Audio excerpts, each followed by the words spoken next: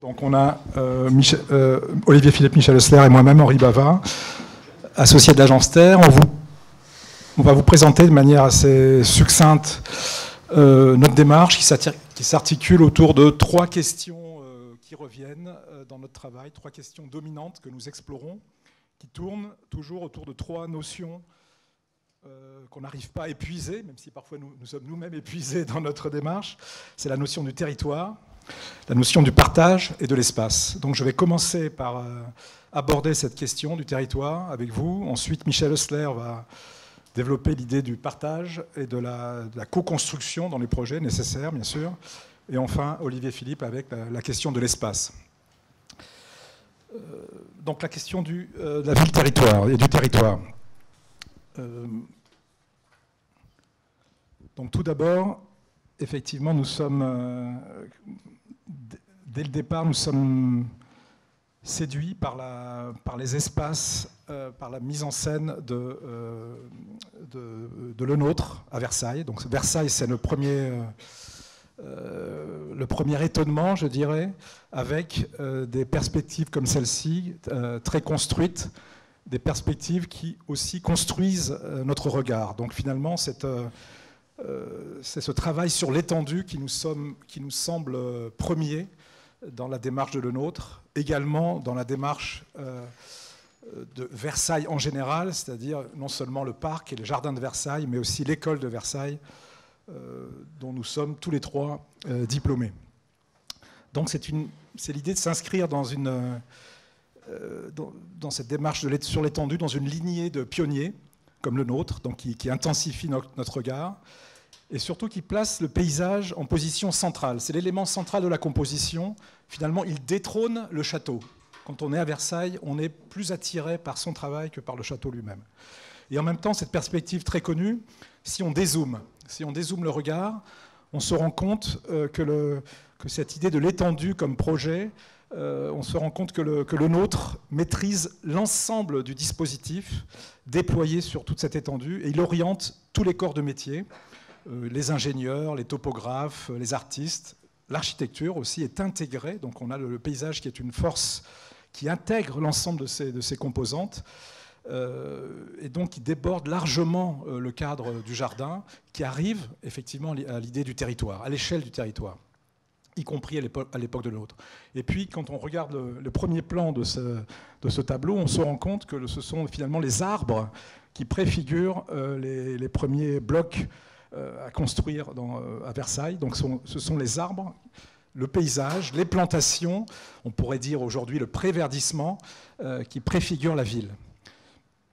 Dans cette idée de préfiguration de la ville, il y a un autre travail effectivement de Le Nôtre, c'est les Tuileries. Il ne les a pas créées, il y est né, mais il a eu un projet de rénovation des Tuileries. Il a développé l'axe central des Tuileries en créant cette allée pour viser encore une fois l'horizon. On a toujours cette idée de tension vers l'horizon, cette mise en relation avec l'horizon.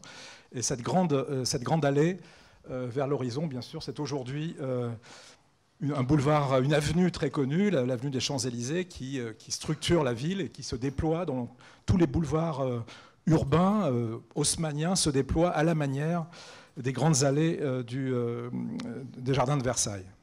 Donc on a cette imbrication, voulue ou non, c'est difficile de dire que Le Nôtre avait déjà conscience de l'urbanité à venir, mais en tout cas, il avait une démarche territoriale qui a ensuite servi d'appui, de structure à une ville qui s'est ensuite développée.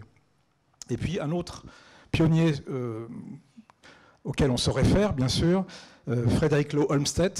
Je ne vais pas développer tout ce qu'il a fait, mais effectivement aux États-Unis, quelques années après Le Nôtre, bien entendu,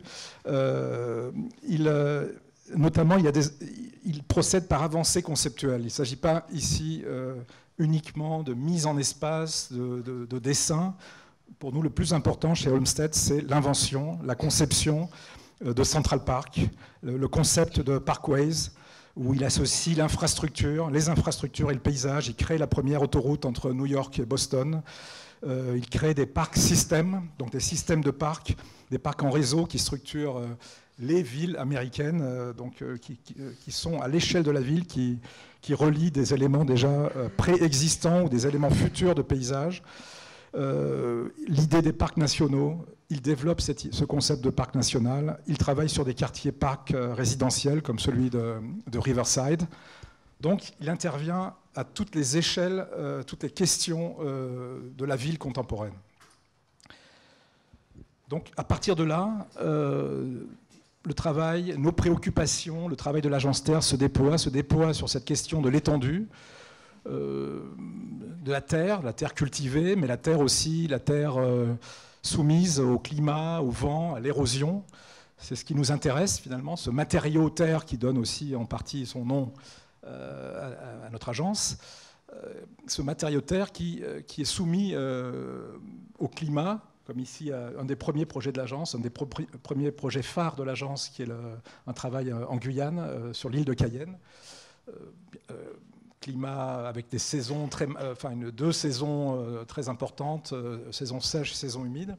Et ce premier travail territorial qui nous est commandé par ce qu'on a appelé le club des SEM, finalement, par un des premiers qui nous a fait confiance, qui s'appelle Pierre-Yves Perrault, donc qui nous demandait une vision, qui demandait à des paysagistes ou des architectes paysagistes, c'est comme ça que nous nous appelons, une vision sur un grand territoire, le territoire de la presqu'île de Cayenne. Ce territoire, on l'a d'abord étudié de manière assez classique, dans cette typologie végétale.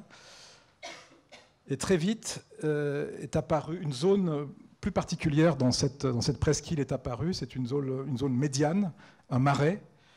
Et en faisant des recherches géologiques, nous nous sommes aperçus finalement que cette ville était elle-même, cette île était elle-même découpée il y a quelques centaines d'années en plusieurs parties. Il y avait un archipel qui s'est ensuite concrétisé, qui s'est ensuite associé en une énorme île, avant de devenir marais lui-même. Donc on a ce marais qui était un espace où la mer passait avant. Et c'est le travail de l'érosion, le travail des saisons humides qui ont fait que ce marais, cet espace d'entre-deux îles s'est cimenté. Et c'est ce qui a créé la continuité du territoire. Donc c'est l'idée d'une géohistoire finalement. C'est l'idée que la géologie, la géographie a elle-même une histoire et qu'on peut s'appuyer sur cette histoire pour développer un projet de territoire. Donc ce marais, qui constitue simplement aujourd'hui une limite intercommunale, devenait pour nous l'espace central, l'espace à partir duquel on peut faire émerger une idée de territoire, une idée de ville. Donc on est dans des circonstances ici, on est appelé parce qu'il y a une démographie galopante en Guyane, il y a une immigration importante aussi venue du Brésil, d'Haïti. Et donc, il faut constituer le territoire. Et donc, mais cette question urbaine, nous ne la faisons pas passer avant cette idée de territoire à constituer, à structurer autour de ce qu'on appelle la crique fouillée, autour de ce marais qui devient notre espace de focalisation. À partir de là, et c'est dans la manière de travailler, dans la manière de représenter, nous sommes en 90 à peu près, 1990, dans la manière de représenter ce site, cette géographie. La manière de représenter est elle-même importante parce que nous utilisons une maquette pour bien montrer le site, et c'est la photo de maquette qui nous sert de fond de plan. Et ensuite, on travaille justement par stratification pour montrer comment le territoire évolue à partir de la saison sèche que nous voyons ici, donc la maquette avec les eaux très basses, jusqu'à la saison humide, les eaux qui envahissent l'ensemble du territoire. On a ce territoire en mouvement, on a cette strate nouvelle, l'eau qui intervient et qui change complètement la donne, qui change le paysage. Et c'est cette première idée de stratification également qui va... Cette prise de conscience de la stratification du territoire, même si là c'est une strate temporaire, qui va aussi revenir dans beaucoup de nos projets. Donc cette interrogation sur la stratification et comment l'intégrer dans la démarche urbaine. À partir de cette prise de conscience, il y a tout un travail sur l'ingénierie, donc là, ici le génie civil, l'ingénierie, tout ce qui est lié à l'eau, l'hydrologie, comment on retient l'eau. Donc on est encore une fois dans un site subtropical, il faut retenir l'eau de pluie, sinon cette fameuse érosion devient de plus en plus forte. Et enfin l'idée de considérer que le centre du dispositif, c'est justement ce marais. et que ce marais est un espace écologique, que cette écologie peut faire office de centralité. Il n'y a pas de séparation, il n'y a pas de dichotomie entre écologie et ville. L'écologie, la zone écologique à protéger peut constituer le centre à partir du moment où nous constituons de part et d'autre de ce marais, de cette zone écologique, un vis-à-vis urbain avec des quais, avec un système d'infrastructure, avec des prous qui sont des prous équipés, des quartiers avec des équipements qui sont en vis-à-vis de part et d'autre de ce qu'on a appelé le fleuve vert, ce grand fleuve vert. Donc un premier projet territorial qui nous enseigne énormément de manières de faire, de méthodologies qui seront ensuite récurrentes dans notre travail. Un deuxième projet emblématique pour l'agence, c'est un peu plus tard, cette fois-ci c'est dans les années 2000, une question trinationale à la frontière entre l'Allemagne, la Belgique et la Hollande, où la question est posée sans territoire fixe. Il faut simplement résoudre de manière à la fois symbolique que veut dire cette trinationalité, que veut dire cette rencontre entre trois frontières, et comment, l'autre question est, elle, économique, une question d'image, comment développer ce site qui est une région, une ex-région minière, donc c'est un site post-industriel avec encore une fois ici des sortes des reliques de cette période industrielle, tous les canaux qui ont été utilisés pour le transport, les hauts fourneaux. Donc il y a un territoire très, très divers.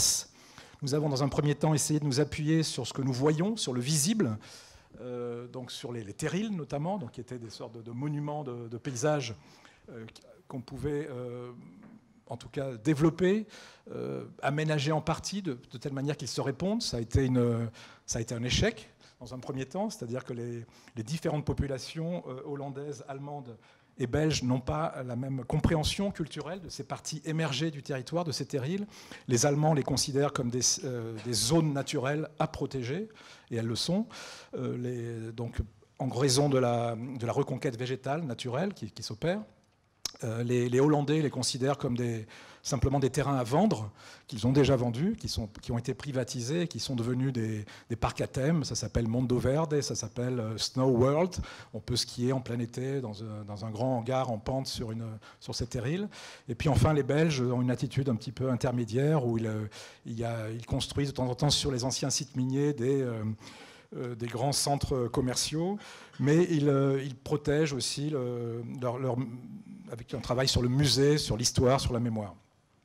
Donc ce n'était pas la partie émergée et visible que nous pouvions développer.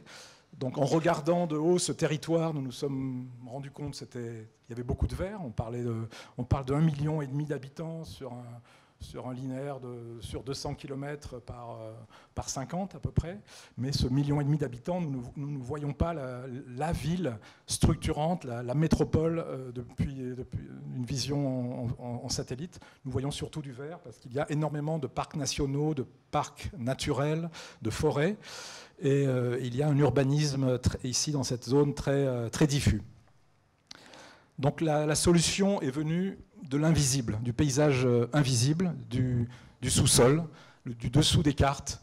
Quand nous avons radiographié ce site, un peu, c'est comme une radiographie du site élargi, nous nous rendons compte que le Hampshire Park, qui est une région beaucoup plus connue de la Ruhr, est établi sur une couche de charbon continue, immense, c'est la tache grise que nous voyons, en haut à droite, et que le site qui nous intéresse ici repose les trois pays, finalement, ces trois régions hollandaises, belges et allemandes, s'articulent sur une couche de charbon oblongue d'une longueur de 170 km par une largeur de 30 à peu près. Donc c'est à partir de cette prise de conscience que nous avons résumé par une série de coupes, une coupe sur le territoire avec ce gisement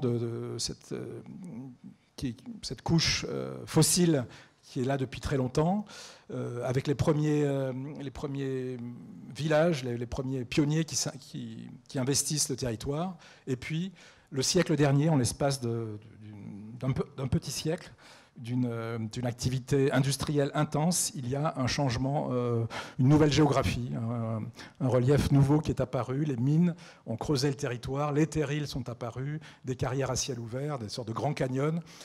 Donc toute cette nouvelle géographie, nous pouvons soit la refuser, soit complètement l'accepter et l'intégrer dans le développement urbain, à condition, c'est là où intervient le partage que nous développerons tout à l'heure, à condition qu'il y a une acceptation culturelle de ces différents éléments. Nous avons vu qu'elle n'était pas si simple à obtenir avec les trois populations, parce que c'était ce projet et l'occasion pour nous aussi de développer tout un travail de workshop urbain à l'allemande avec les populations locales pendant un an et demi, ce que nous réitérerons très souvent donc dans les futurs projets, notamment ici en France. Donc tout un travail avec ce ressenti de la population, tout un travail de co-construction qui nous permet donc de développer des projets et de nous asseoir finalement sur la population locale, même si elle est diverse, même si elle est complexe.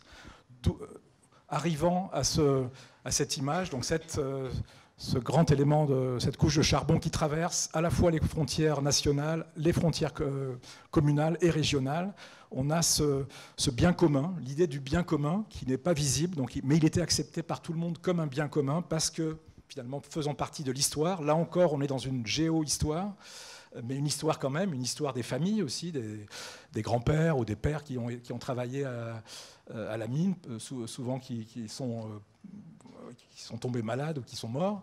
Donc là, il y a tout un travail, je dirais, non seulement historique, mais social, qui font que toutes ces populations, qui ne s'aiment pas forcément, les Hollandais, les Allemands ne s'entendent très mal, mais qui finalement se retrouvaient autour de l'idée du bien commun. Non, je ne dis pas ça pour toi. Et qui ont pu se retrouver autour de ce bien commun invisible et souterrain.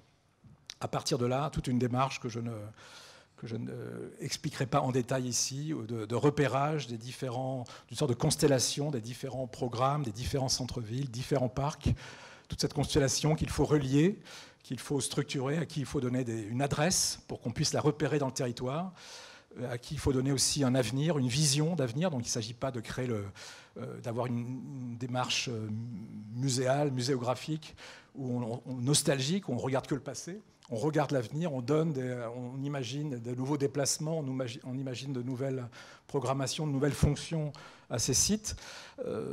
Donc on porte les populations vers une nouvelle programmation, une nouvelle manière de vivre ces territoires. Le paysage y tient une place importante. Et l'idée d'avoir deux routes principales, une route qui est plutôt une route piétonne et cyclable qui suit l'ensemble des cours d'eau. Donc on a 7 cours d'eau qui sont pratiquement reliés les uns les autres et qui sont réellement reliés en tout cas par le chemin qui circule sur à peu près la totalité du linéaire de 170 km. Ces chemins nous ouvrent vers ces territoires qui sont difficiles d'atteinte, les parcs naturels, les parcs régionaux qu'on pourra découvrir à partir de structures, de belvédères qui créent des portes le long des chemins, le long de ces routes. Et puis la deuxième route qui est une route métropolitaine qui relie les centres-villes. Donc finalement ce réseau, ce tissage de deux routes qui crée un petit peu qui crée une structure à l'échelle de l'ensemble de la métropole verte comme nous l'avons nommée, parce que nous avons vu en photo aérienne que cette métropole est très verte. Ce n'est pas l'urbanité qui la caractérise, mais que ces deux routes vont donner un système d'adressage et de structure à toute cette constellation de programmes afin de générer non pas un urbanisme à la Haussmann, mais ce qu'on appelait finalement un ADN urbain, un processus qui doit continuer en associant les différentes régions, communes et populations. Les premiers éléments, donc il faut aussi, cette étude nous a montré qu'il fallait non seulement avoir une vision à long terme, mais qu'il fallait travailler avec les infrastructures, avec un système d'adressage, mais aussi de manière très ponctuelle, avec des projets à créer à court terme. Donc on a différents projets universitaires, des projets de recherche, des projets d'espace public, comme ici sur un des terrils, inauguré par le ministre allemand, donc, qui vient donc retrouver la population locale. Donc après ces deux premiers grands sujets, nous avons aujourd'hui ici en France des questions territoriales très importantes comme comme ici à Bordeaux, où on nous pose la question à l'échelle de la communauté urbaine tout entière. C'est-à-dire, la question posée, c'est 55 000 hectares de nature, et 55 000 hectares, c'est la superficie de toute la communauté urbaine. C'est-à-dire qu'il n'y a plus dissociation entre espace naturel et ville, je dirais ça comme ça. Il y a une question, la question de la nature en ville. Comment aborder cette question? Et ça nous paraissait être un défi important, mais finalement un défi qui vient en relation avec les travaux, par exemple, que je viens d'expliquer tout de suite, donc ces premières étapes. La première démarche était de travailler justement sur ces strates entre l'hydrogéomorphologie, le relief, le réseau hydraulique, la végétation, tout ce qui est construction de la ville, les constructions anthropiques. Mais très vite, nous nous sommes rendus compte que ce n'était pas la stratification là qui était peut-être l'angle d'attaque le plus adéquat sur ce site. L'angle d'attaque, il fallait le chercher dans la nature située elle-même, la nature qui peut être cultivée, mais il fallait la localiser ces entités de nature, la forêt des Landes, les différents cours d'eau, mais aussi la nature cultivée, les vignes, les friches agricoles. Et à partir de là, travailler, repérer, cartographier les bords, cartographier les rives, cartographier les lisières, cartographier tous ces entre-deux, ces zones de contact pour arriver, donc ce que nous voyons ici, pour arriver à un plan général qui ne montre que ces épaisseurs, que ces bords qui ne sont pas des lignes, qui sont des épaisseurs. On a ici cartographié tout ensemble, lisières, rives, les délaissés de grandes infrastructures urbaines, les bords de friches, bords de fleuves et autres. Donc on a mis bout à bout l'ensemble de ces bords qui constituent finalement une structure paysagère, une structure liée à la nature et à la ville en même temps, à partir de laquelle nous pouvons travailler. Et cette structure, si nous la mettons en rapport en rouge avec les quartiers à construire, donc qui sont déjà prévus comme tels par la communauté urbaine de Bordeaux, nous nous rendons compte que presque chaque quartier à construire est en relation, va venir côtoyer ce système de bord. Et ce système de bord, il est, on l'a dit, général. Il représente à peu près, si on met bout à bout les bords d'eau, les bords agricoles et l'ensemble des bords, on a à peu près 1000 km de linéaire de bords, avec toutes ces circonvolutions, avec toute cette hybridation à créer avec les quartiers. Et donc l'idée est ici que les quartiers ne vont pas s'établir en frontalité avec ces bords. On ne désire pas que la nature soit simplement un décor à regarder de loin, avec un vis-à-vis, chacun de son côté, mais bien faire en sorte d'étendre ces bords, faire en sorte que cette nature, d'un côté on la protège, de l'autre on essaye de l'étirer, de demander à chacun des quartiers qui va venir côtoyer ces bords, qu'ils comprennent le sens de ces éléments naturels, qu'ils comprennent ces dynamiques et qu'ils fassent en sorte de créer des continuités au sein même de ce nouvel urbanisme, de tirer ces bords vers le système urbain pour travailler cette hybridation. Donc à partir de là, nous avons effectivement cette carte des bords qui prend des couleurs différentes en fonction de l'urgence. On a ici les bords de l'urgence, les éléments, les bords les plus fragiles, ceux autour desquels on va construire le plus rapidement, qui sont soumis à une forte pression urbaine tout autour. Donc on a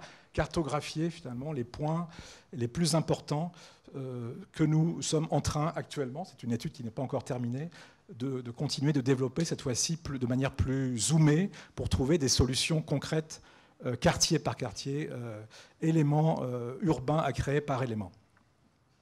Un autre élément, un autre projet important que nous avons mené les 2 dernières années, c'était sur Toulouse, à l'échelle de Toulouse Métropole. Là encore, nous sommes le long de la Garonne. Là encore, nous sommes sur une communauté de communes qui s'appelle Toulouse Métropole. Et tout le travail était à opérer autour de la Garonne. La communauté urbaine de Toulouse, enfin le Toulouse Métropole, qui est une création récente, qui date de 4-5 ans, se pose la question des espaces publics à l'échelle de la métropole. Et donc très vite, l'idée est d'intégrer la géographie, de désigner le fleuve peut-être comme l'élément géographique, porteur, qui va pouvoir porter les espaces publics majeurs à l'échelle de la métropole. Donc regardons très rapidement, suivons depuis la confluence entre la Garonne et l'Ariège, suivons très rapidement la Garonne où nous voyons que nous égrenons des paysages très différents, du relief sur les coteaux de Pêche-David, l'arrivée en ville avec des éléments beaucoup plus naturels en plein cœur de ville, une île, l'île Saint-Michel qui est 100% naturelle, qui n'est pas du tout construite, des différents ports, de la Dorade et le port Vigry, jusqu'à complètement en aval les zones naturelles. Donc l'idée donc de créer un grand parc Garonne, de nommer le fleuve un fleuve qui est à risque, qui suscite des inquiétudes parce qu'il y a des inondations qui arrivent régulièrement, mais de travailler ces inondations, travailler à la fois le système d'inondation, la protection contre les inondations, travailler avec les digues, mais associer à ce système de protection contre les inondations, associer un système de déplacement qui fera en sorte que nous pourrons nous déplacer le long de la Garonne très facilement sur les digues, autour des digues, au travers des zones naturelles, des zones humides, le long d'une via Garonna, comme nous l'avons nommée, qui est une colonne vertébrale de l'ensemble d'un système piétonnier et cyclable à l'échelle de la Garonne, donc sur 40 km de long, avec des ramifications vers chaque centre urbain. Et depuis chaque centre urbain, nous aurons des doubles alignements d'arbres, des allées, un mail planté qui va pointer vers la Garonne, qui va créer ce que nous avons appelé les portes de Garonne, comme nous avons aujourd'hui les ports Garonne, on ajoute un E, on a ces portes de Garonne qui relient les centres urbains au rivage, mais qui font aussi office de hub, où toutes les circulations se croisent. On peut arriver aussi en voiture, garer sa voiture, prendre un vélo, les circulations équestres, cyclables, mais aussi en Garonne, développer la navigation, ce qui permet d'avoir donc ce travail de hub, de repérage spatial, à l'échelle du grand site, qui encore une fois crée une structure, un réseau de déplacement. On imagine qu'à terme, on pourra associer ce réseau de déplacement dans le Grand Parc Garonne, avec une superficie d'à peu près 3000 hectares, qui pourra s'associer au réseau de déplacement urbain accolé, le tram, les bus.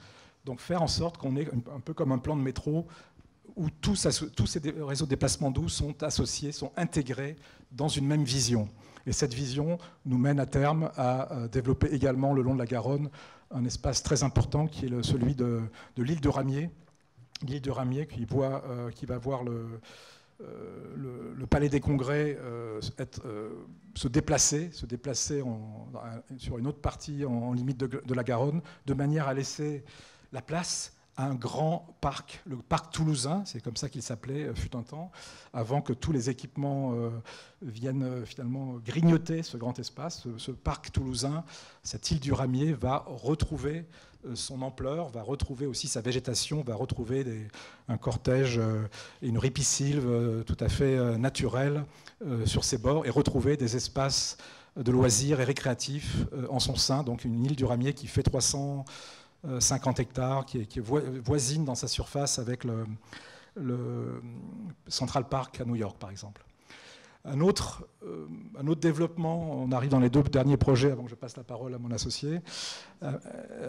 Pardon ? Bon, très bien, je suis encore dans les temps, merci. Les 2 autres projets, c'est cette fois-ci le même type de demande arrive, mais de manière beaucoup plus urgente, beaucoup plus poignante, je dirais, nous arrive de Chine, où, par exemple, à Changsha, nous sommes dans le centre de la Chine, le quartier de Mexi Lake.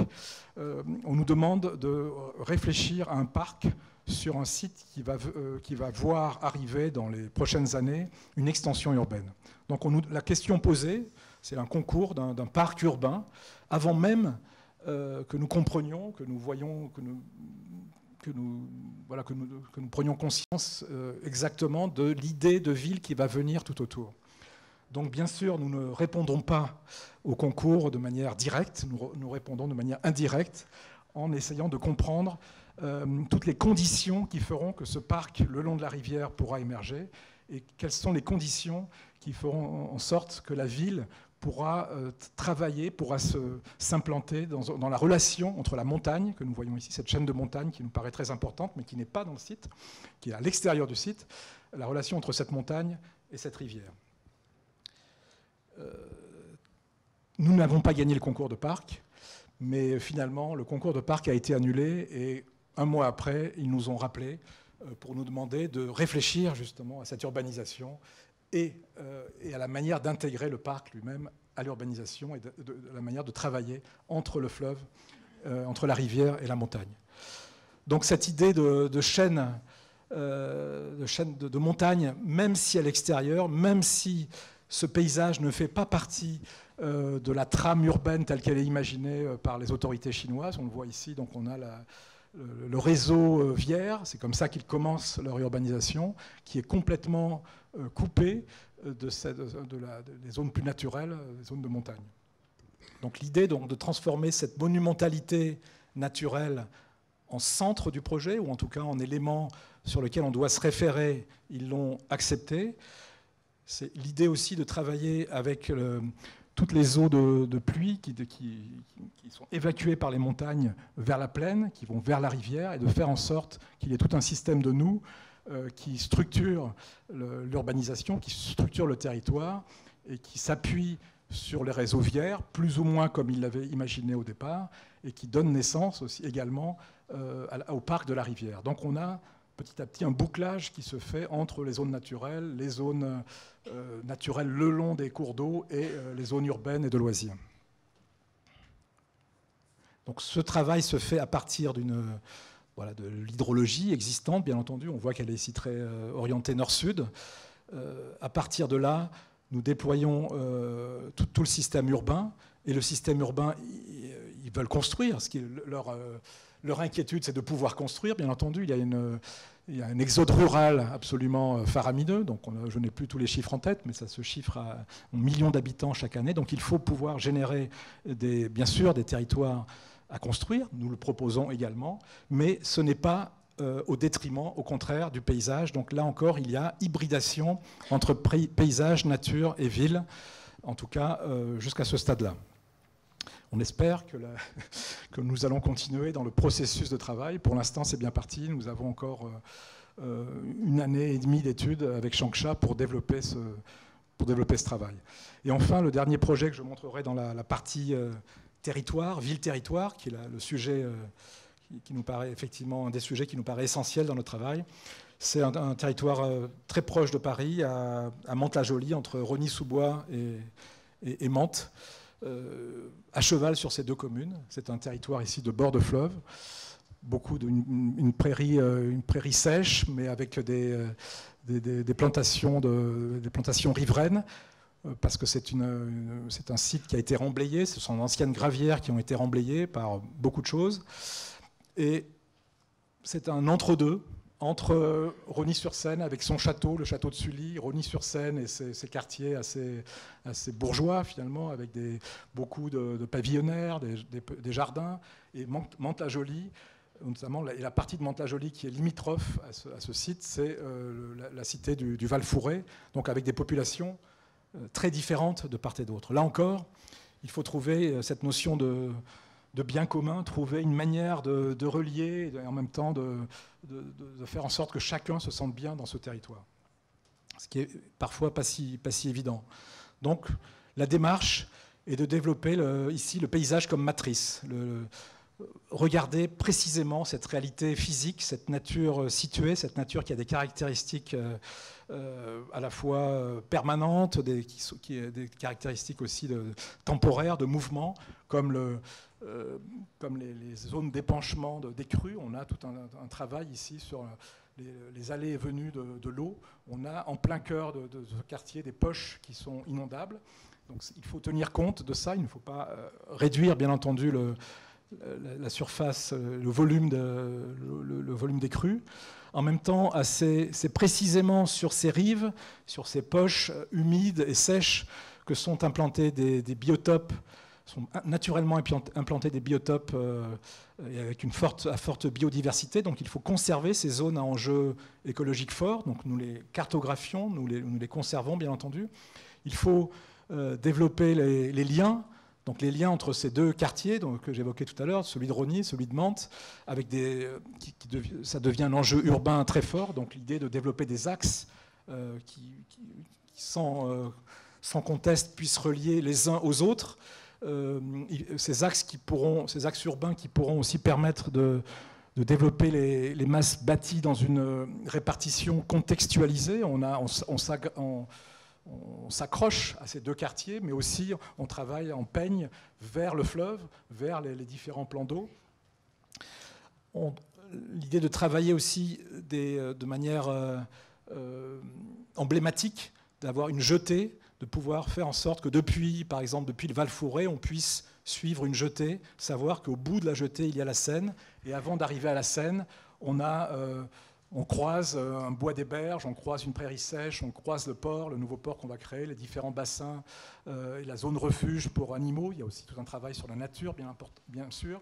Et à la fin, l'idée de zones de pique-nique, de déjeuner sur l'herbe en rive. Donc ce grand axe, cette grande jetée qui porte elle-même une programmation fluviale, il faut aussi... même si on a une démarche contextualisée liée au déjà là, il faut aussi travailler, bien entendu, hybrider avec la programmation, c'est très important.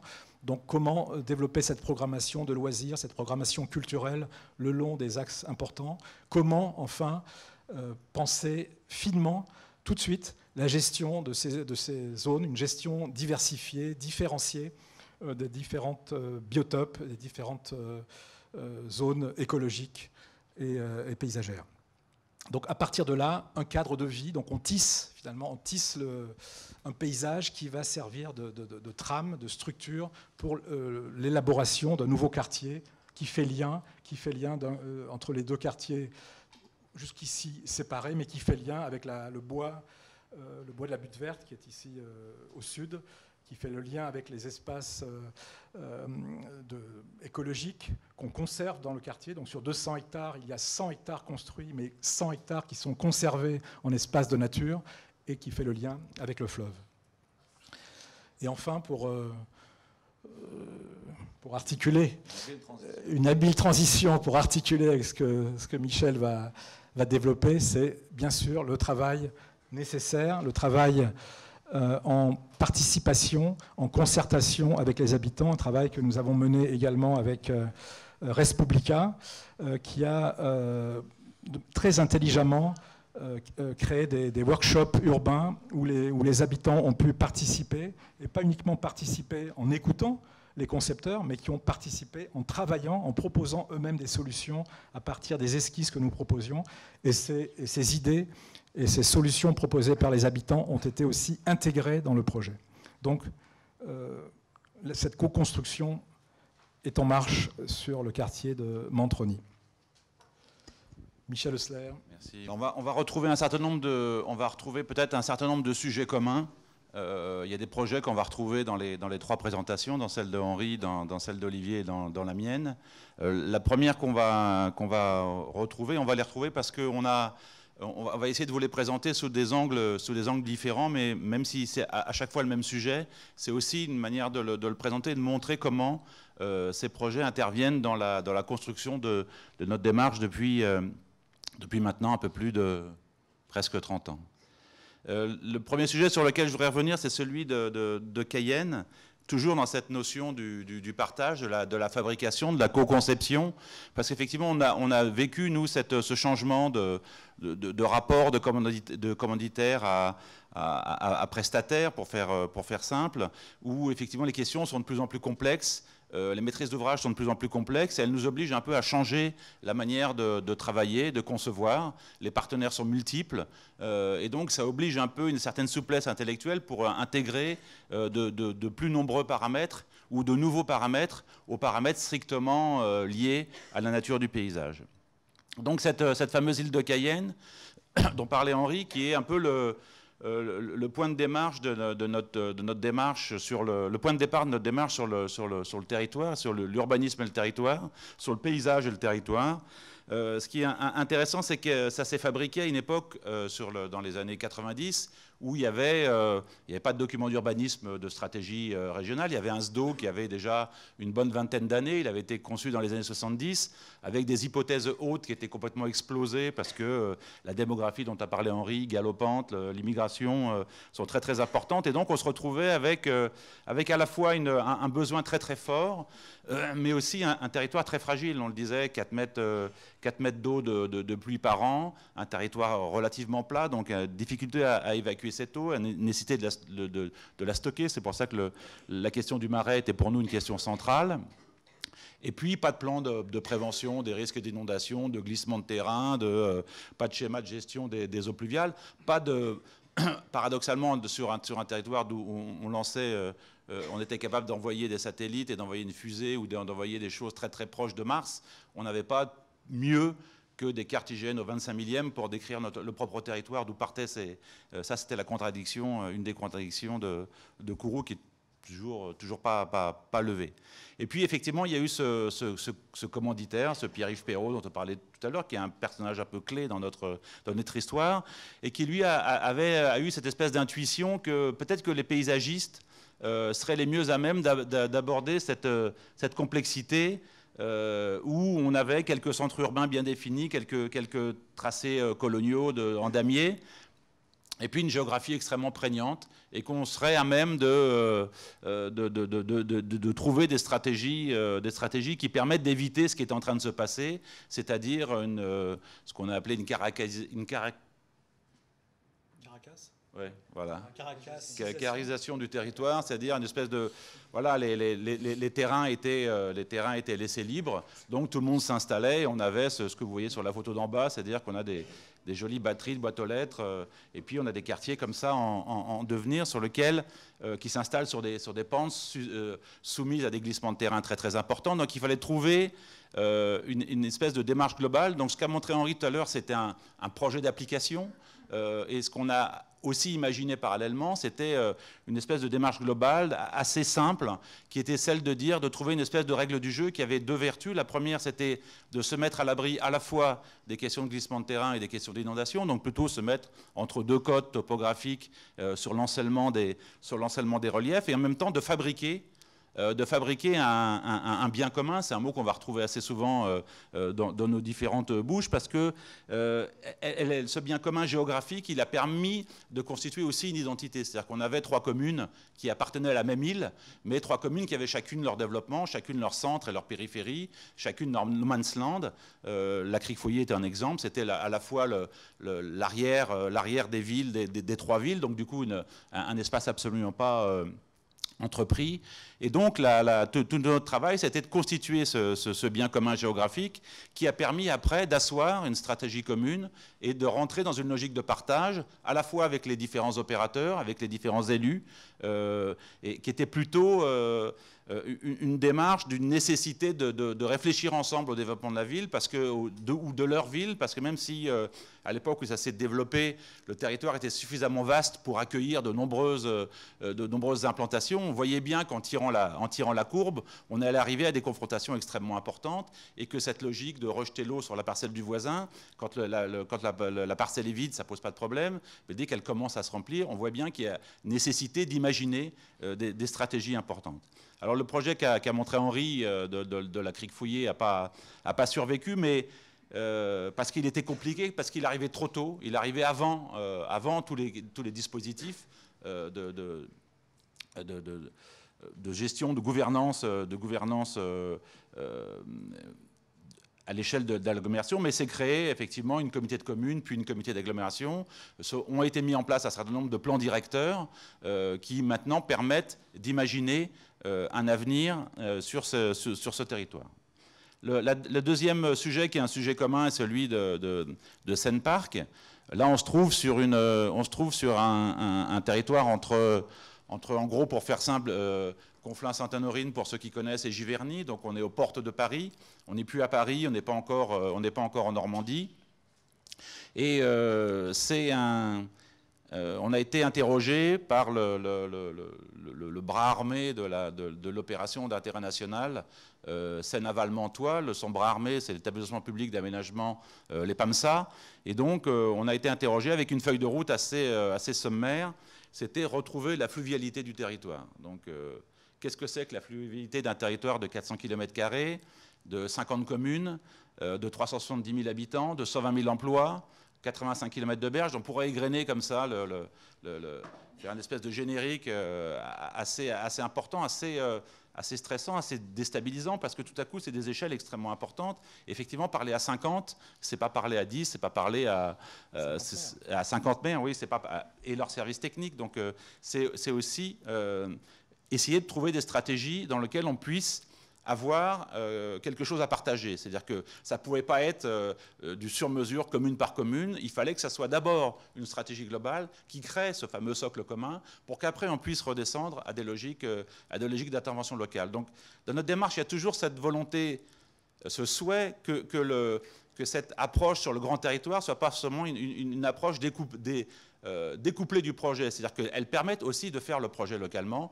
et ça ne soit pas deux stratégies, comme longtemps ça a été mené. Il y avait des gens qui réfléchissaient au grand territoire, on faisait des grands schémas, et puis après il y avait des projets locaux, mais il y avait une espèce de chaînon manquant. Et nous, on essaie de travailler justement sur l'élaboration de ce chaînon manquant pour qu'effectivement on puisse articuler une stratégie globale avec une logique, avec des logiques locales.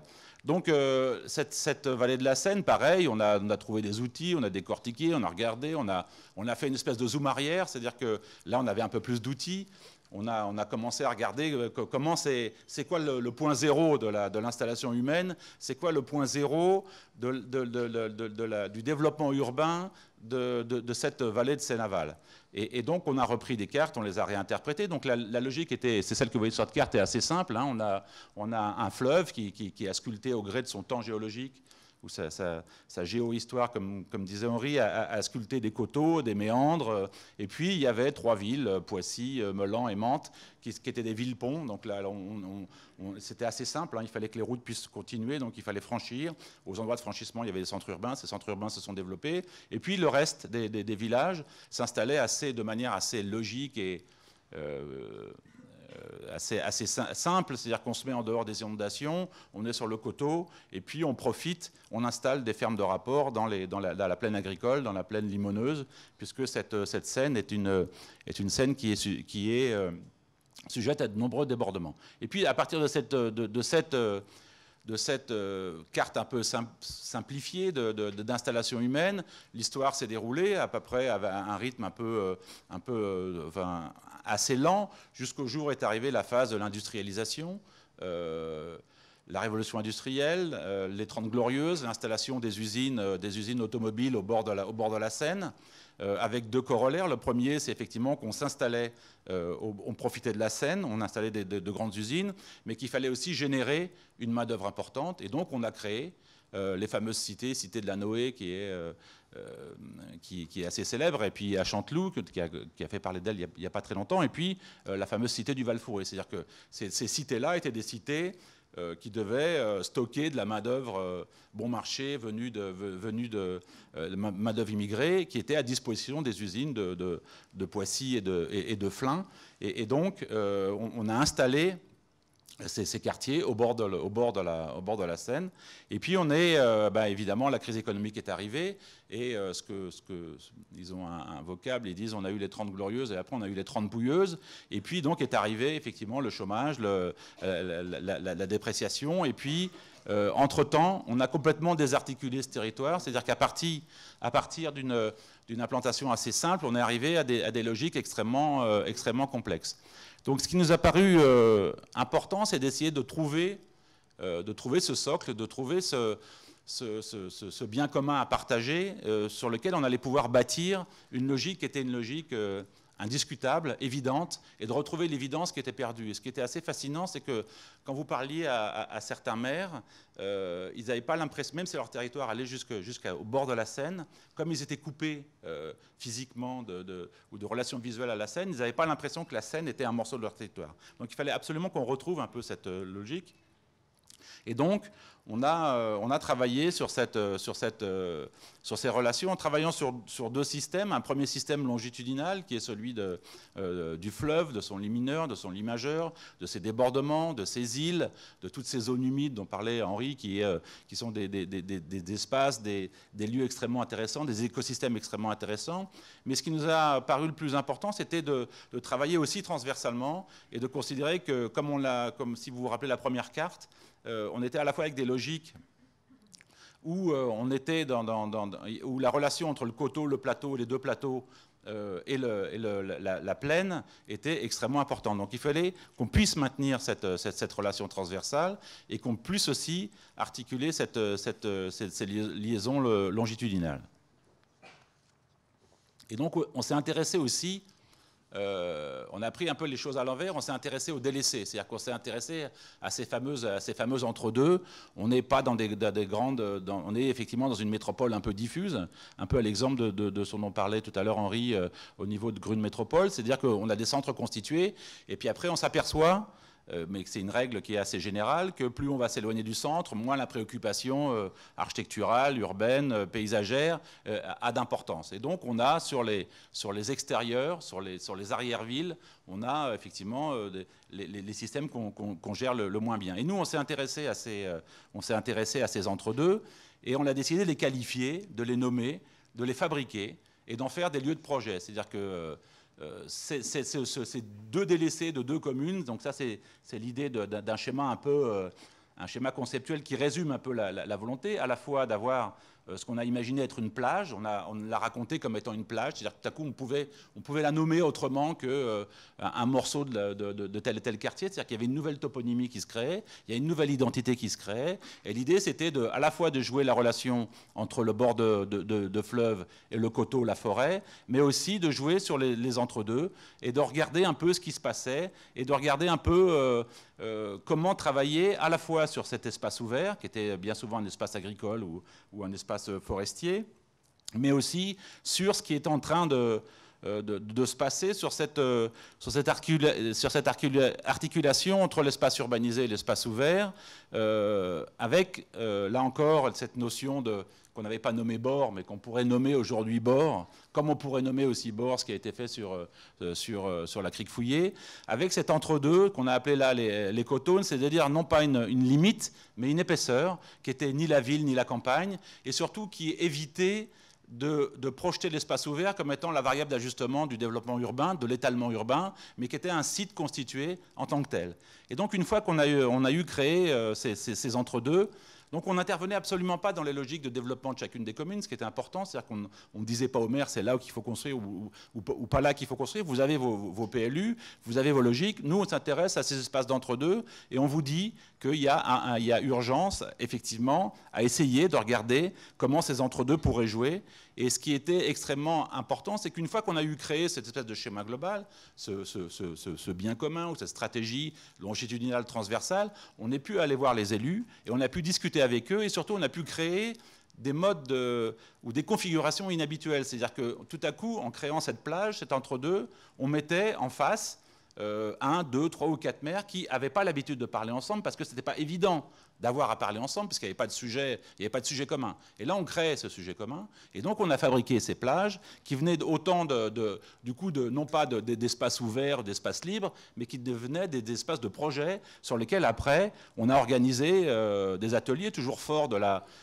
et c'est vrai que cette histoire de workshop allemand qui était un peu l'exemple il y a une quinzaine d'années, c'était un peu quelque chose de très nouveau en France, la manière d'aborder des questions qui mêlaient en Allemagne déjà des élus et des habitants. Là, on a travaillé, on a mélangé des élus et leurs services techniques. Et donc, on a comme ça fait des séances sur lesquelles on leur a mis un certain nombre d'objets. On leur a demandé de réfléchir avec nous sur la manière de constituer ces fameux écotones. Qu'est-ce que ça pourrait donner pour qu'à la fois ils manipulent et à la fois ils se rendent compte qu'ils étaient dans la possibilité, à y réfléchir ensemble, à fabriquer quelque chose qui pouvait être du domaine du partage et de l'intercommunalité. Et on a donc là, vous avez un président de région, un président de conseil, non pas de région, de conseil général des Yvelines, qui va discuter avec des maires et qui se prête effectivement à ce jeu.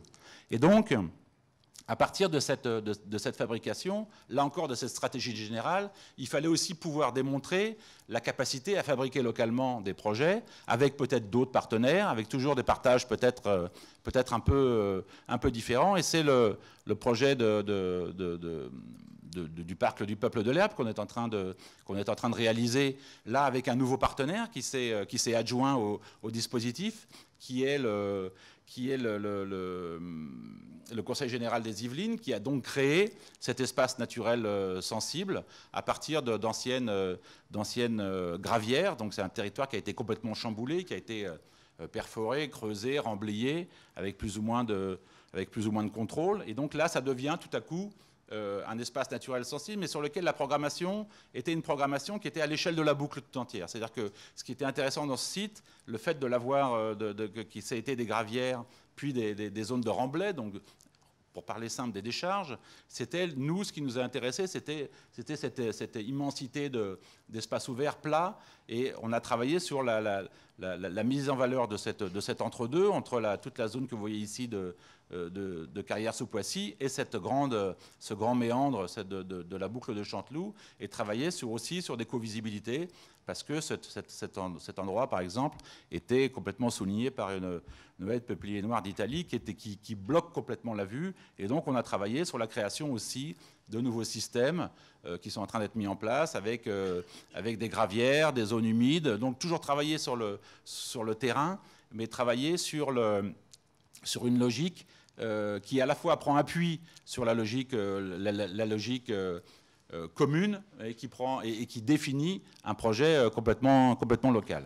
Et ce qui était intéressant, c'est qu'on avait une question qui était posée, qui était celle de l'arrivée de la gare TGV, de la prolongation de la ligne LGV jusqu'à Rennes, et donc une augmentation des capacités d'accueil de la gare, donc un remodelage de la gare. Et la caractéristique de Rennes, c'est que c'est une gare qui est entre deux niveaux topographiques. On a un niveau haut qui est ici et un niveau bas qui est ici. Et aujourd'hui, entre ces deux ponts, pour relier ces deux tissus, ces deux parties du centre-ville urbain maintenant, puisque avant la gare était bien entendu pensée comme une gare de périphérie, exactement comme les gares parisiennes ont été conçues à la périphérie de la ville. Maintenant elles ont été après englobées par la ville-centre, par la ville dense, mais à l'époque elles les étaient au bord. Et là, pareil, cette gare était au bord, à la fin du tissu de l'hypercentre de Rennes. Et puis, on avait les faubourgs derrière qui étaient en surplomb. Et entre ces deux ponts, pas de passage possible, si ce n'est de passer par la gare, c'est-à-dire passer par un tunnel ou passer par une gare qui, du coup, fermait de minuit à 5 heures du matin, était fermée. Donc, on avait un espace public inexistant. Et donc, ce qu'on a essayé d'imaginer, c'est de faire que l'espace public passait par-dessus et que, du coup, la gare devenait un élément d'articulation, et on a essayé de fabriquer cette figure un peu qui nous a intéressés avec nos amis architectes de FGP, essayer de fabriquer ce qu'on a appelé le paysage construit. Tout à coup, le paysage devient architecture et devient l'espace public qui permet cette transition. Donc c'est une gare sur laquelle voilà, on va monter avec un facettage, avec une écriture, tout en maintenant l'accès de la gare et maintenant sa visibilité, avec la REP a imaginé une grande membrane en ETFE qui souligne un peu ce mouvement de terrain et qui nous permet par tout temps par la création de cette espèce d'objet du troisième type qui n'est ni paysage ni architecture, qui est pas seulement une gare, qui est aussi un espace public, de fabriquer cet élément de relation entre les deux quartiers de la ville.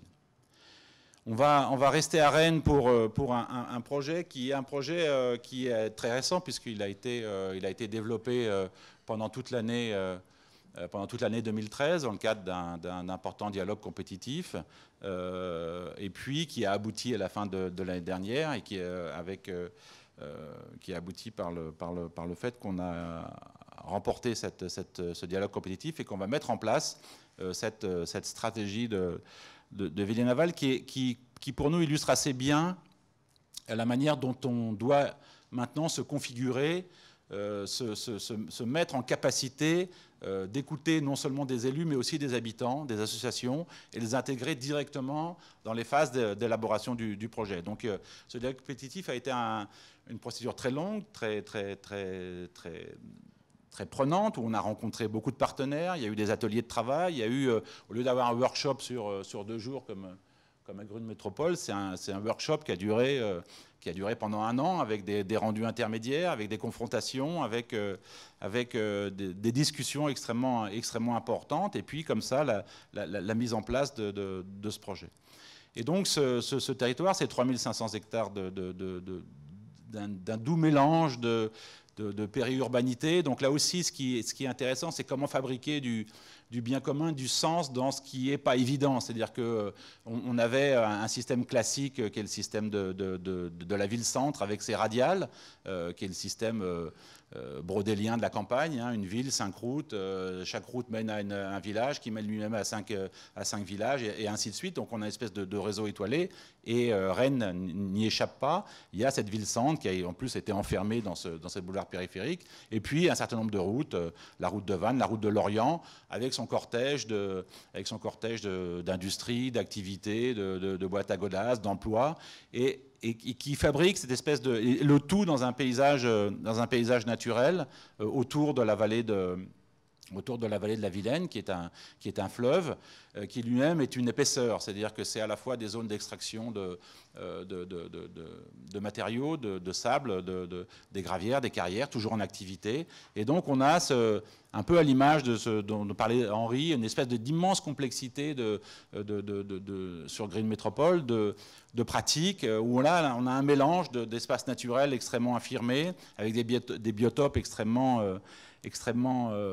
variés, liés à l'eau, mais aussi liés à des situations géographiques, topographiques importantes, puisqu'on a un massif granitique au sud du dispositif de cette vallée qui n'avait pas vraiment de contour, mais la demande de la part des élus, c'était de fabriquer un lieu c'était être en vacances dans sa ville. Le slogan politique auquel il fallait après fabriquer cette espèce de parc territoire, comme on a pu le dire, c'était effectivement être en vacances dans sa ville, être en vacances chez soi. Donc comment fabriquer des espaces qui soient à la fois des espaces disponibles au quotidien, qui soient des espaces aussi qui puissent accueillir des lieux d'exception, mais des espaces qui puissent aussi être des lieux de destination pour les salariés de l'ensemble des entreprises qui étaient autour. Donc il n'y a pas de clivage entre des pratiques d'un parc qui seraient liées à des horaires ou des fonctionnements ou des publics extrêmement précis et puis prédéfinis. L'idée, c'était de trouver aussi la souplesse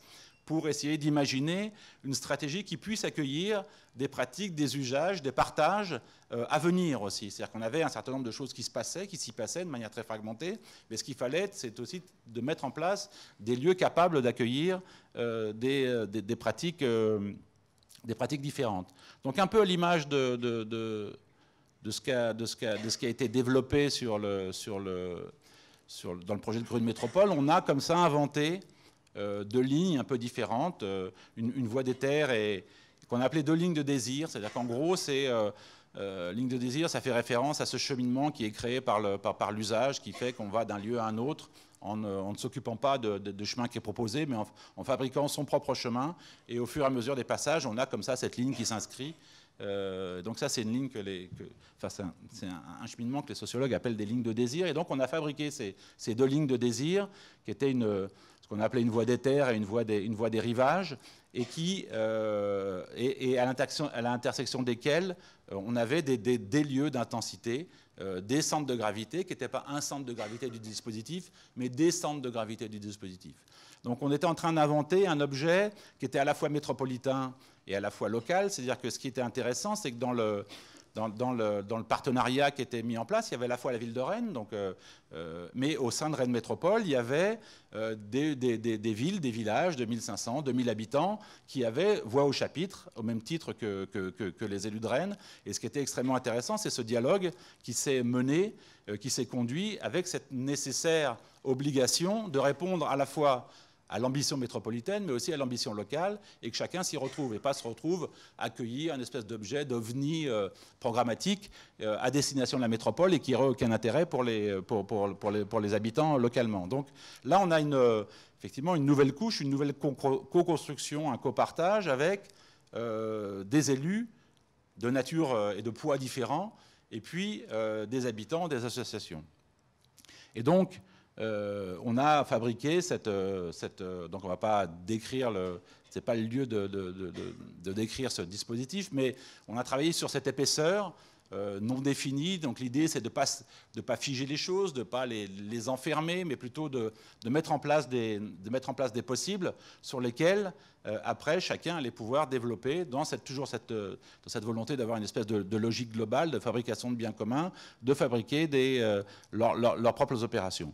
Et donc, on a cette fameuse voie d'éther dont je parlais tout à l'heure, qui est une voie qui relie des choses qui ne sont pas forcément des choses importantes, qui sont à la fois qui sont un peu à la manière d'un GR, qui irait d'un point de vue à un point de vue. Là, cette ligne, elle divague, et ce qui est important, c'est qu'elle va chercher, elle va s'adresser, elle va relier, comme vous voyez sur ce plan, elle va servir de porte d'entrée au parc, aux différents quartiers ou aux différentes entreprises. C'est-à-dire que depuis la porte de son entreprise ou depuis la porte de son quartier, on arrive directement au parc, et c'était important qu'on puisse, par la création de cette identité, qu'on puisse savoir qu'on est dans quelque chose de beaucoup plus vaste, après auquel on peut accéder à d'autres services. Et puis l'autre ligne, c'est effectivement cette ligne d'eau dont je parlais tout à l'heure. Et là, c'est l'idée, on suit cette ligne de rivage qui suit l'eau, mais qui peut s'en écarter. Donc on n'est pas dans une logique strictement routière de desserte, on est dans une logique de desserte qui va d'espace en espace, de zones humides en bord de canal, et donc d'écluses en canaux, et donc d'avoir des logiques, là encore, de déambulation pour à la fois montrer cette diversité, mais aussi lui donner un certain nombre de logiques. Et puis, il y a ces trois lieux dont je parlais tout à l'heure, que sont ces lieux d'intensité, avec un plus particulier qui est celui dit de la Prévallée, donc qui est au bord de la rocade, donc qui fait lien entre Rennes et cette zone qui est aussi du territoire de la ville de Rennes, et donc avec l'implantation d'une grande terrasse, d'un grand dispositif visuel qui va aussi permettre de réaliser, de percevoir cette dimension, cette grande dimension de vallée, puisque cette vallée est une vallée dont on a du mal à percevoir l'étendue. Et donc on est dans une logique aussi de champ et de contre-champ, c'est-à-dire qu'on n'est pas dans une opposition parc-nature, on est dans une co-visibilité, et l'idée c'est de mettre en place des systèmes de terrassement qui soient tels qu'on est à la fois hors du sol, mais on échappe à un premier plan qui est un premier plan boisé, et on voit émerger ça et là les landmarks de la ville de Rennes, dont les élus sont extrêmement fiers, parce que ce sont des objets architecturaux dont ils assument la verticalité. Et puis ça, c'est d'un côté. De l'autre côté, il y a une liaison une autre liaison, qui est une liaison plein ouest, où on descend naturellement vers cette grande terrasse, qui est un espace capable, qui est un espace qu'on a imaginé récréatif, donc qui allait focaliser un certain nombre d'usages. Et enfin, pour finir et pour faire la transition habile avec mon ami et néanmoins associé Olivier, deux mots sur un partage plus simple, plus trivial, qui est celui qui a été développé sur le parc des Docks, sur lequel Olivier reviendra tout à l'heure, qui est celui de cette photo des années 70 des terrains Alstom, qui sont en bord de Seine. Vous voyez ici l'île des Vannes avec sa célèbre salle. Et donc, au sein de ces usines Alstom étaient installés des jardins ouvriers à une époque où le jardin ouvrier n'était pas un gadget qui est témoin de la gentrification, mais qui était un endroit dans lequel on pouvait se nourrir. Et c'était extrêmement important pour de nombreux ouvriers de trouver des endroits pour se nourrir. Et donc, on a, à partir de la fabrication du dessin de ce parc, on a réinterprété, on a réinstallé cette dynamique des jardins ouvriers qui sont toujours gérés par l'association des anciens ouvriers d'Alstom. Donc il y a une espèce de continuité d'usage, mais on y a adjoint à cette manière de cultiver de manière comme ça un peu informelle sur des petits territoires, on y a adjoint d'autres pratiques au sein d'une très grande serre qui a l'avantage de créer un microclimat, mais surtout d'abriter des pratiques sur lequel on va trouver à la fois des tables sur lesquelles les gens qui jardinent peuvent fabriquer leurs semis, donc il y a à la fois cette notion de service qui est rendue, et puis un lieu d'échange et de partage, c'est-à-dire qu'on est passé du jardin ouvrier au jardin partagé et au jardin du partage, et c'est aussi une manière d'avoir des ateliers culinaires, c'est-à-dire que le jardin, sa fonction, c'est aussi de créer de l'alimentaire, mais c'est aussi de passer du temps à la fabrication des repas et à la fabrication de moments d'échange, de plaisir et de partage autour de la nourriture. Et là, je passe, sans que vous vous en aperceviez, la parole à Olivier. Bon, alors, espace, c'est-à-dire que c'est la question de faire le lieu. Henri a beaucoup évoqué ses stratégies à l'échelle territoriale. Michel a continué en parlant de la gouvernance, forcément très liée à ces questions d'échelle territoriale. Et il a évoqué la question du chaînon manquant. Et c'est vrai qu'historiquement, finalement, nous, comme les architectes, on est plutôt dans la fabrication. Alors nous, c'est fabrication de lieux. Et vous vous apercevrez que cette chaîne, finalement, du plus territorial, on va dire, au plus petit, c'est un peu, on va dire ça comme ça. Parfois, elle s'inverse aussi, c'est-à-dire qu'il y a parfois des projets, et on le verra avec Barcelone, qui ont cette capacité, par leur caractère, on va dire systémique, finalement, à pouvoir se dupliquer, en tout cas en partie, certaines des hypothèses émises à une échelle beaucoup plus vaste. C'est d'ailleurs ce que demande la ville de Barcelone. Alors, vous verrez également que finalement, je suis trop près. Vous verrez également que finalement, moi j'entends pas, hein, donc vous verrez également que finalement, j'ai perdu le fil là. Finalement, la question de la stratification qu'a évoqué Henri et Michel également d'ailleurs est omniprésente dans quasiment tous les projets. Alors les ingrédients de cette stratification varient bien sûr, la mécanique, l'assemblage, la combinatoire varie également. Ça dépend du contexte, ça dépend des lieux, ça dépend de l'influence d'un périmètre beaucoup plus vaste. Voilà. Le premier projet, c'est effectivement celui du parc des Docks. Donc les Docks, le quartier des Docks, c'est un quartier à Saint-Ouen, donc au nord de Paris, sur les berges de Seine. Un quartier assez conséquent, 10 000 habitants de prévus, c'est plus de 20% de la population de Saint-Ouen, donc c'est une population nouvelle sur une échelle de temps assez courte, parce que c'est un projet qui se construit extrêmement vite, un projet urbain qui se construit extrêmement vite, donc 4 000 logements, un certain nombre de bureaux, etc. Alors comme très souvent, c'est un quartier qui se renouvelle dans des espaces qui étaient auparavant industriels, donc bien évidemment aussi très, très fréquemment en bord de fleuve.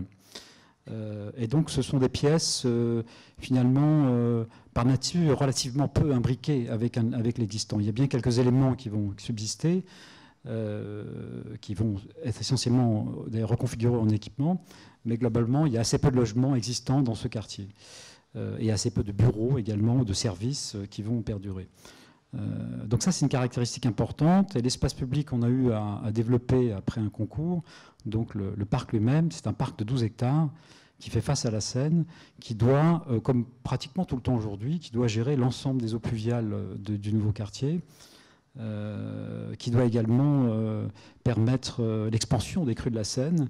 Donc il y a un objet finalement qui peut apparaître comme très technique, et qui pour nous constitue finalement le ferment même du projet. C'est l'eau qui fabrique, un peu comme le parc de Boulogne, le parc du Trapèze à Boulogne, c'est l'eau qui fabrique le parc.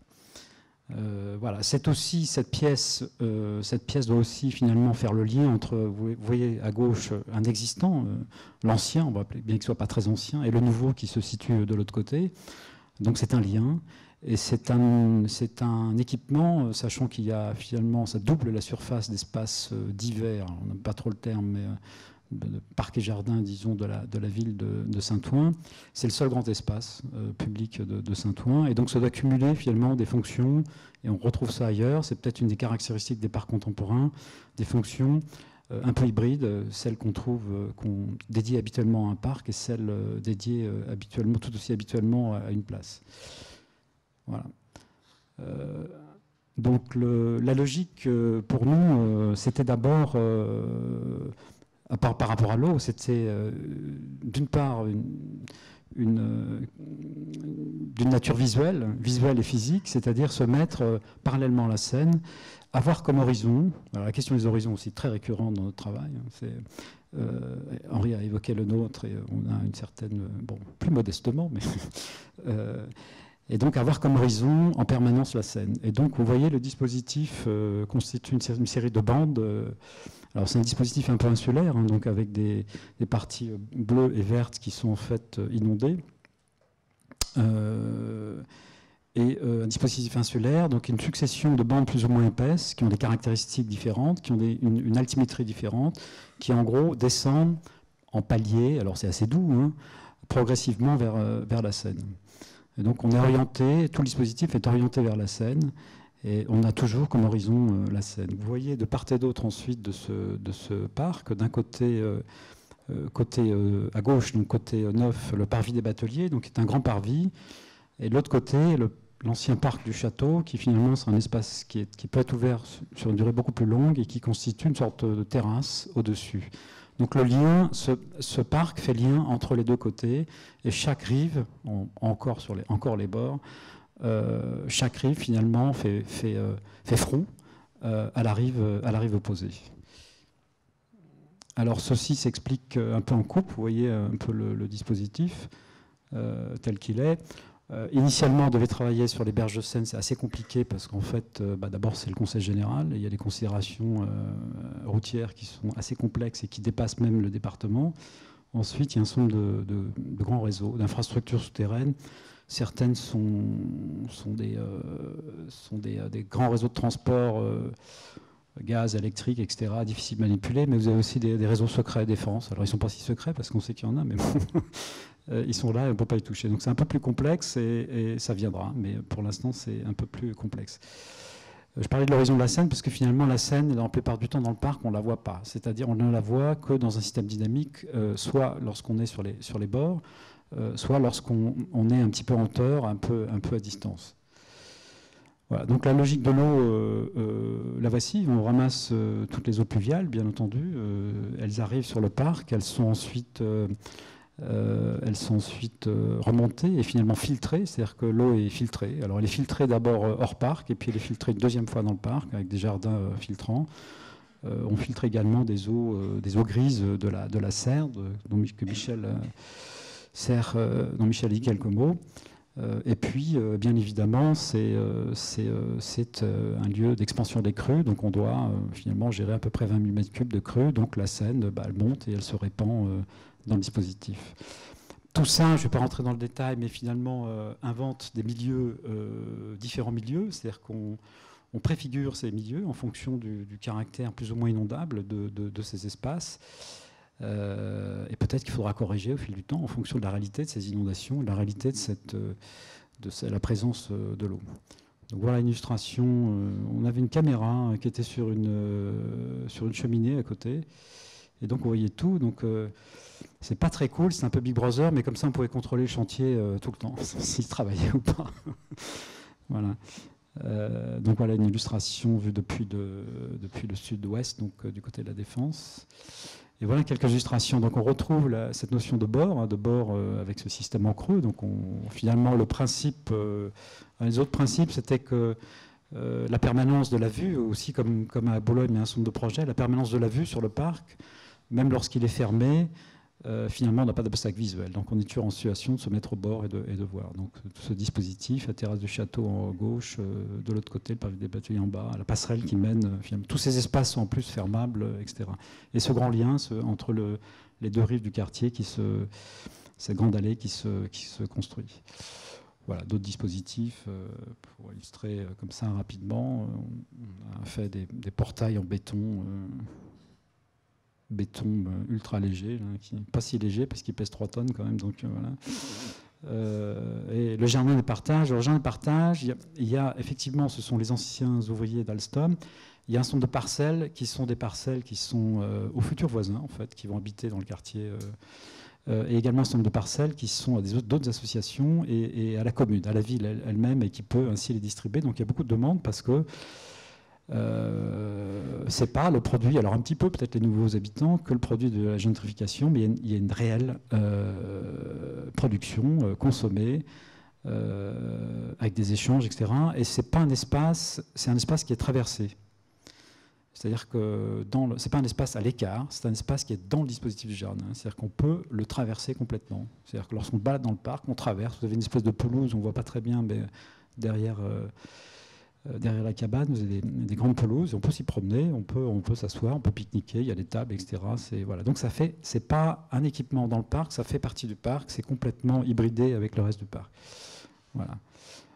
Deuxième projet donc on a réalisé, qu'on continue d'ailleurs avec François Leclerc, où là on revient dans une échelle intermédiaire finalement, parce que c'est de grands projets urbains, pas aussi vastes que le Grand Parc Garonne ou que Seine Park, mais finalement un grand projet urbain, et donc qu'on fait actuellement avec François Leclerc, donc avec lequel on a fréquemment travaillé. Voilà. Ce qui nous intéressait, donc c'est c'est Euromède 2, donc c'est l'extension. Il y a beaucoup de 2. Hein. On a travaillé sur Rallye 2, on travaille sur Euromède 2. Voilà, je sais pas, on attend je sais pas quoi 2 d'ailleurs. Il y a d'autres. Donc quartier au pied des quartiers nord de Marseille, face au port, enfin en arrière du port.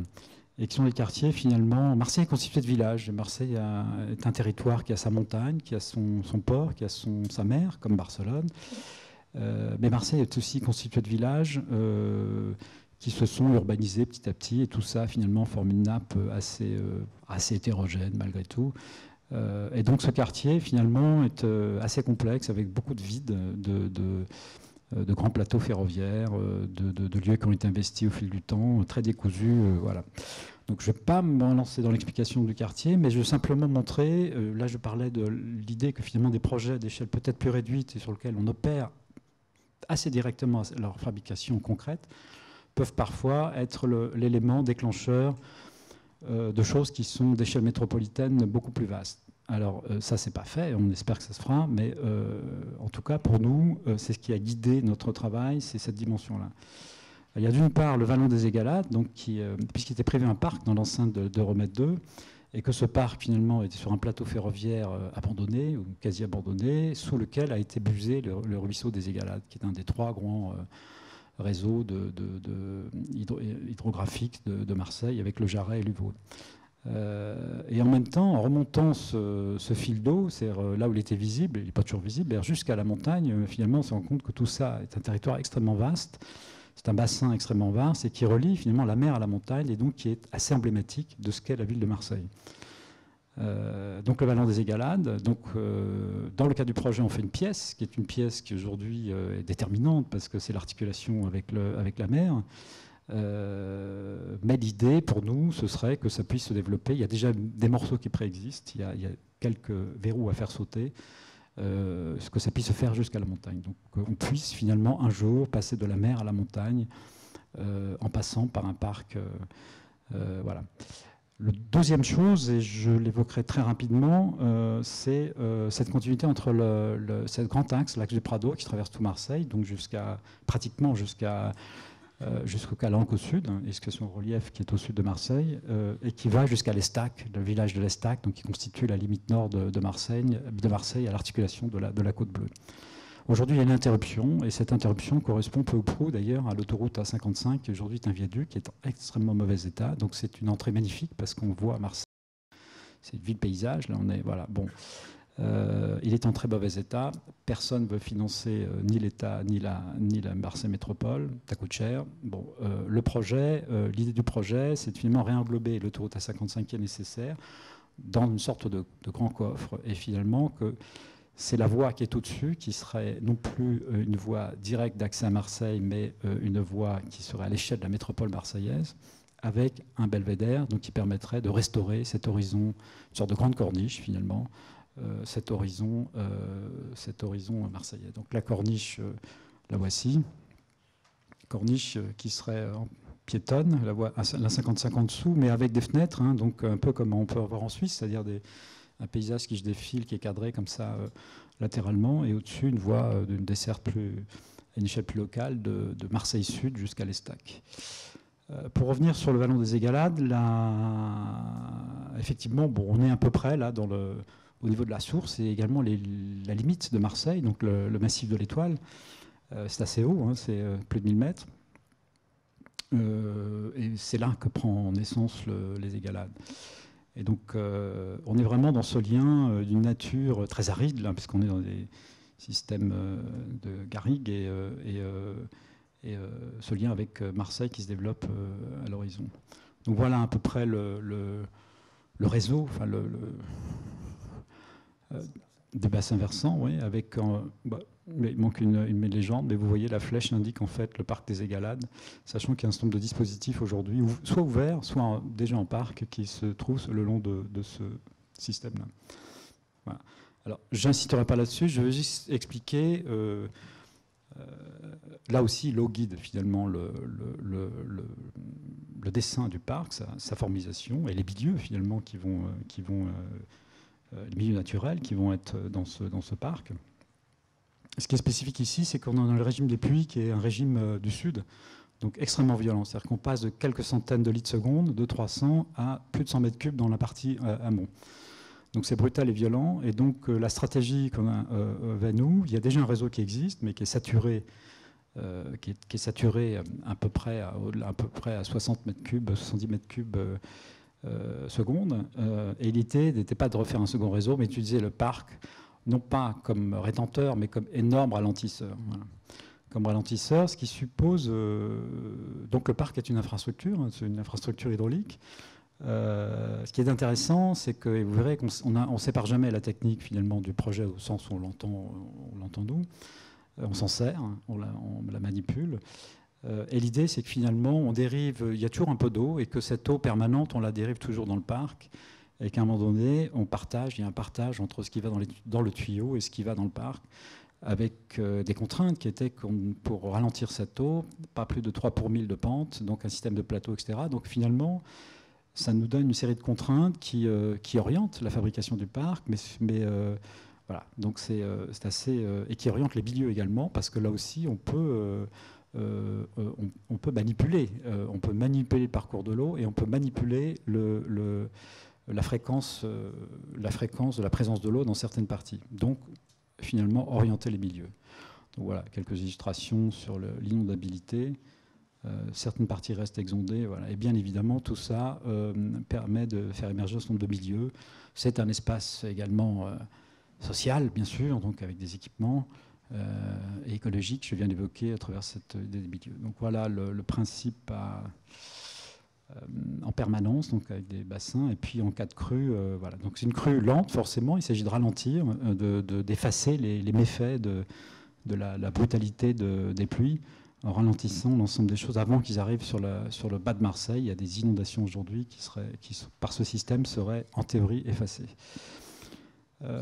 Autre projet, c'est à propos toujours de la stratification, d'ailleurs, sur Arcueil, donc projet qu'on a fait également, François Leclerc a fait un plan urbain dont nous sommes toujours dans les paysagistes de la ZAC, et avec deux parties du projet ici, qui sont la plage de la Vache Noire. Donc c'est comment finalement une infrastructure dont on voit comment elle était routière, un trafic conséquent. Il y a ce qui est visible, il y a ce qui n'est pas visible. C'est-à-dire qu'en dessous, il y a beaucoup de tuyaux aussi. Là, c'est à une heure où il n'y a pas de trafic. Le matin, sinon, c'est assez infernal, en fait. Hein. C'est très, très dense. Et il y a beaucoup de tuyaux en dessous qui sont à peu près du même gabarit. Voilà. Et finalement, c'est comment, au travers d'un projet d'aménagement de cette place, on crée... Non, il manque des bouts, là. Je ne sais pas pourquoi. Non, on va commencer par la toiture, pardon. Donc la toiture du centre commercial, donc, qui est sur le côté. Là, c'est l'idée d'abord, la 5e façade, mais finalement l'idée qu'il y a peu d'espace disponible en règle générale, y compris dans cette proche périphérie parisienne, et que tout doit être utilisé, valorisé. L'idée de cette toiture, c'est que c'est pas qu'un jardin sur le toit, c'est un jardin public qui finalement est accessible très directement depuis l'espace public. C'est-à-dire qu'il a été plié de manière à ce qu'on accède facilement et que les parties les plus basses, finalement, soient au niveau de l'espace public environnant, au niveau des rues environnantes. Donc ce n'est pas quelque chose dans lequel on entre et on s'extrait très directement, on monte dans les étages. Et voilà. Non, c'est un espace qui est plié, et on le voit ici, sur la partie en bas à gauche, et puis en haut à gauche également, mais derrière le bâtiment, on rejoint le niveau de l'espace public, le niveau des rues. Donc on a finalement fait un travail de topographie avec une lutte qui a été assez difficile entre les promoteurs qui voulaient remonter, parce que ça coûte cher de creuser, et nous qui voulions abaisser. Bon, on a été appuyé par l'aménageur le plus possible, donc finalement, c'est pas tout à fait ce qu'on aurait voulu, mais c'est quand même c'est pas mal. Voilà.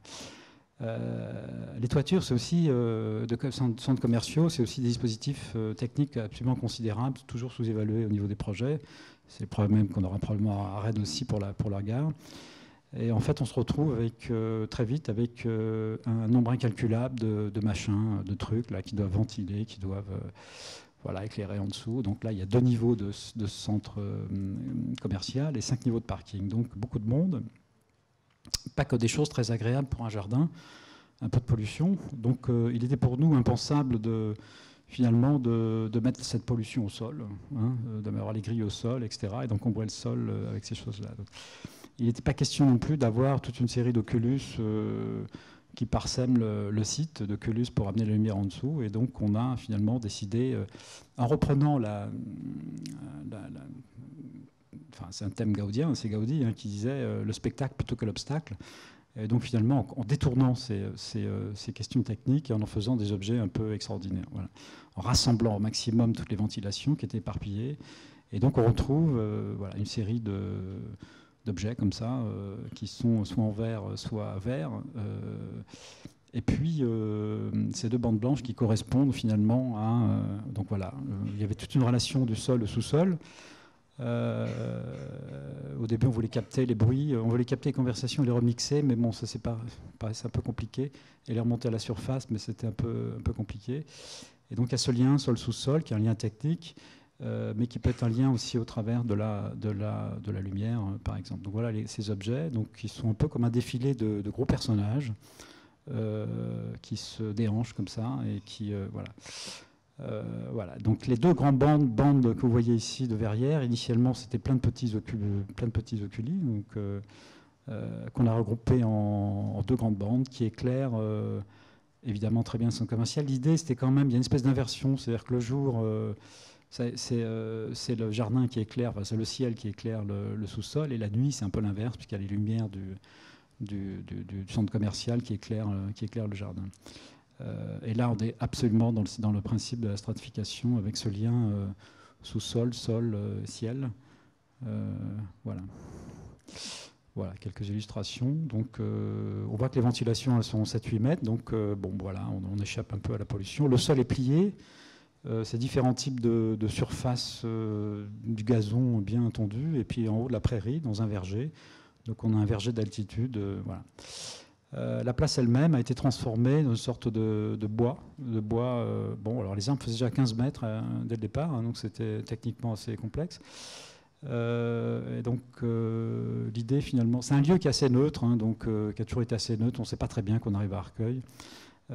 Et pour nous, il est important finalement de constituer une sorte de porte à la ville et qui soit peut-être représenté par quelque chose d'inattendu. Là, c'est un artifice absolu sur des métaséquoias, donc rien d'endémique, rien de...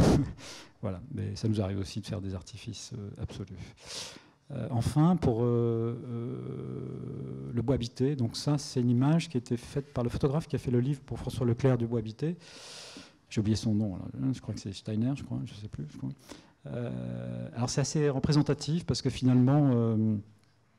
le bois habité, c'est une invention, là aussi, ex nihilo, dont on voit, qui date physiquement, qui a quelques années, dont on voit aujourd'hui, à travers cette image, à la fois l'idée de l'art de vie, donc il y a un côté film intimiste français, là, comme ça,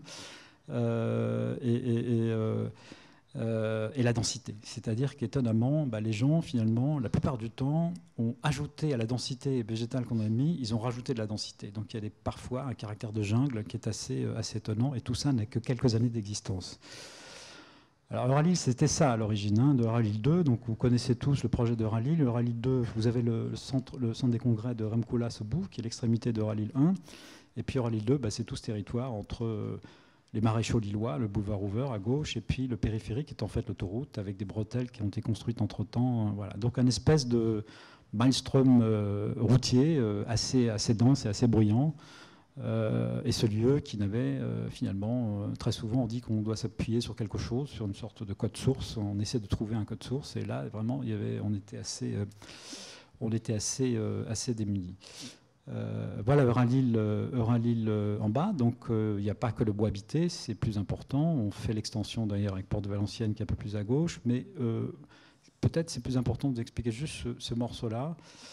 Au fond, on nous demandait de faire habiter des gens dans cet espace qui, à la fois, a cette caractéristique d'être plutôt loin, plutôt en périphérie, donc plutôt loin du centre, et en même temps assez proche du centre, parce qu'à pied, c'est 10 minutes. Voilà. Donc, une espèce de situation assez étrange et une distorsion entre le caractère autoroutier de lieu et la proximité du centre-ville de Lille.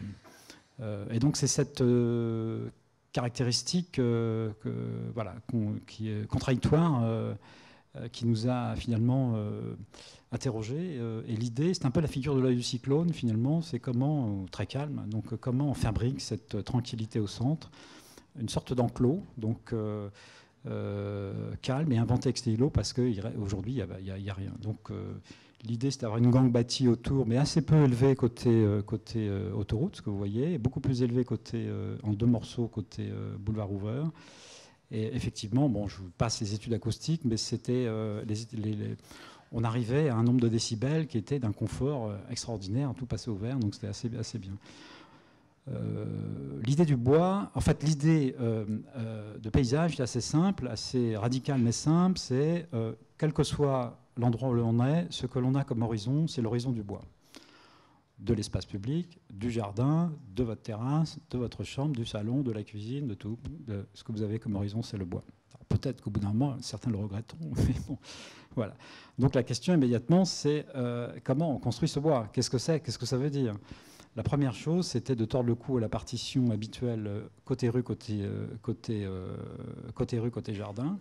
Et donc, il n'y a pas de rue, finalement, accessible aux voitures. C'est-à-dire qu'on a un système périphérique au bois habité, des dessertes, vous voyez, ce sont des logements en bande. Hein, alors, vous verrez les images, c'est très, très découpé, et avec un parking sur un niveau en dessous.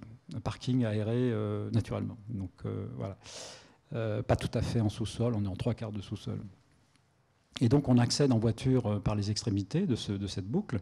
Et finalement, on ressort assez facilement, on rentre chez soi assez facilement sans être éloigné. Donc tordre le cou à cette bipartition, ça rendait finalement l'espace disponible pour le bois totalement. Bien sûr, il faut que les camions de déménagement accèdent, les pompiers, etc. Mais en gros, c'est ça l'idée.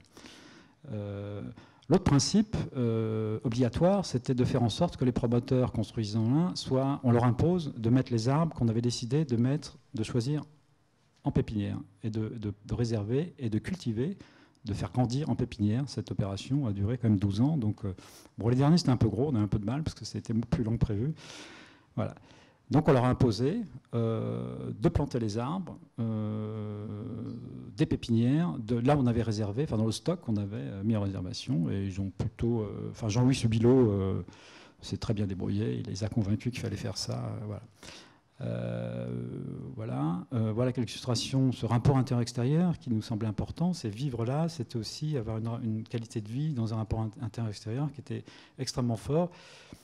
Et donc avec des prescriptions sur les bâtiments, alors pas tellement il n'y avait pas de prescription sur les matériaux, choses comme ça. François Leclerc a été assez neutre sur la question-là, mais par contre, on avait soit un jardin, soit une terrasse, quelle que soit la taille du logement. Donc le vivre dehors ou entre l'intérieur et l'extérieur était très, très, très important.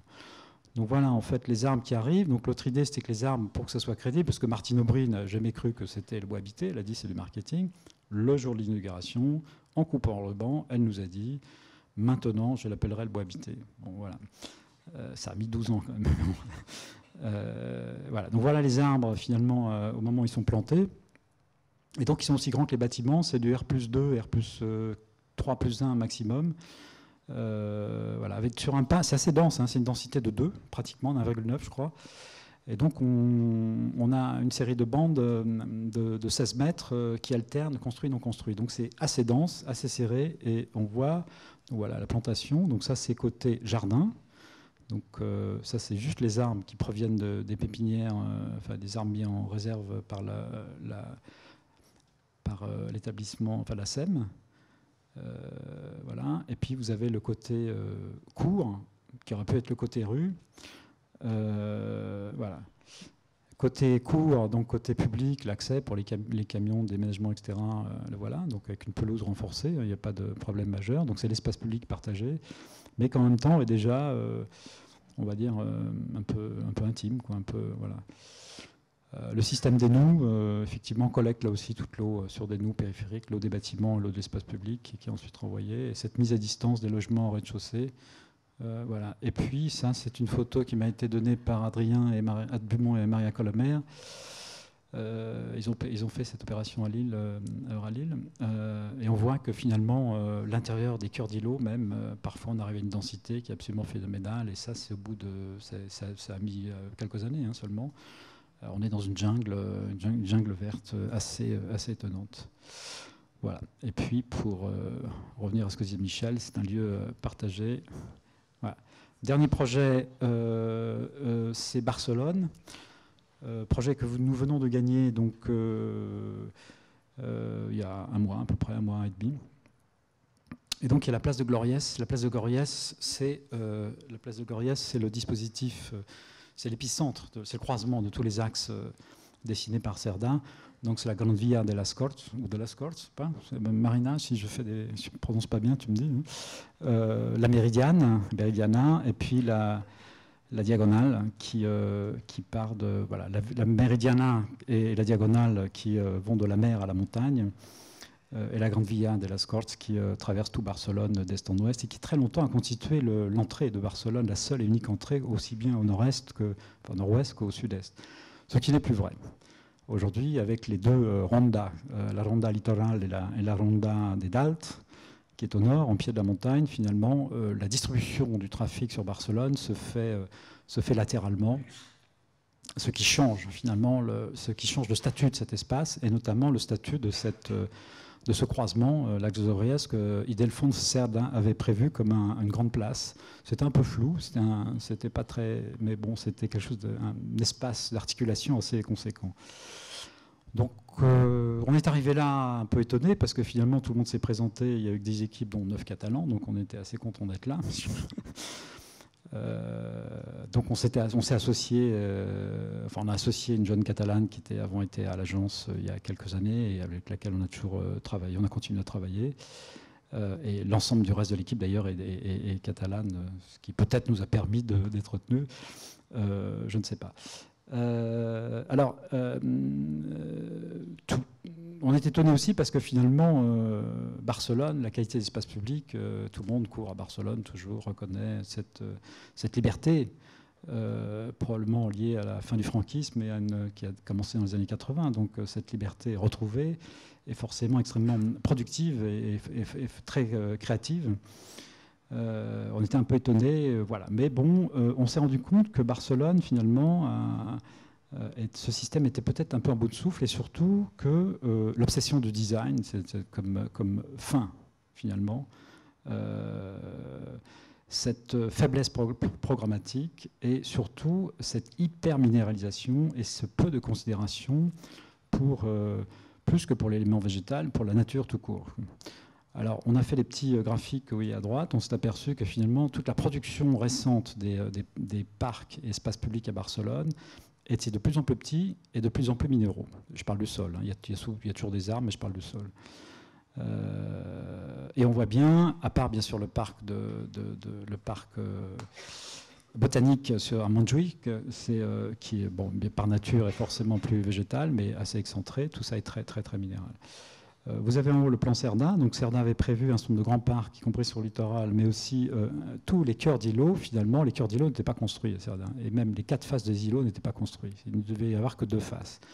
Donc dans le système Cerdà, on a un système potentiel de couloirs verts qui pouvait s'organiser à l'échelle de l'ensemble de la métropole. Tout ceci ne s'est pas fait ou s'est construit petit à petit. Très peu d'îlots aujourd'hui sont verts et on se retrouve finalement dans à part Montjuïc et ce qui a été fait sur le littoral récemment, assez peu d'espace vert, on va dire, à l'échelle de Barcelone. Pour la municipalité, il est important que ce parc soit une sorte d'hybride entre parc et place et puisse combiner l'hypothèse du parc, ses fonctions, et celle de la place. Gloriès est aussi l'articulation, donc je disais que c'est l'articulation des grands systèmes de Traces et Cerdà. La Grande Via restera très globalement, donc, qui est parallèle à peu près au cadre, enfin la Méditerranée, restera très largement dédié au trafic. C'est un dispositif routier trop important pour la métropole.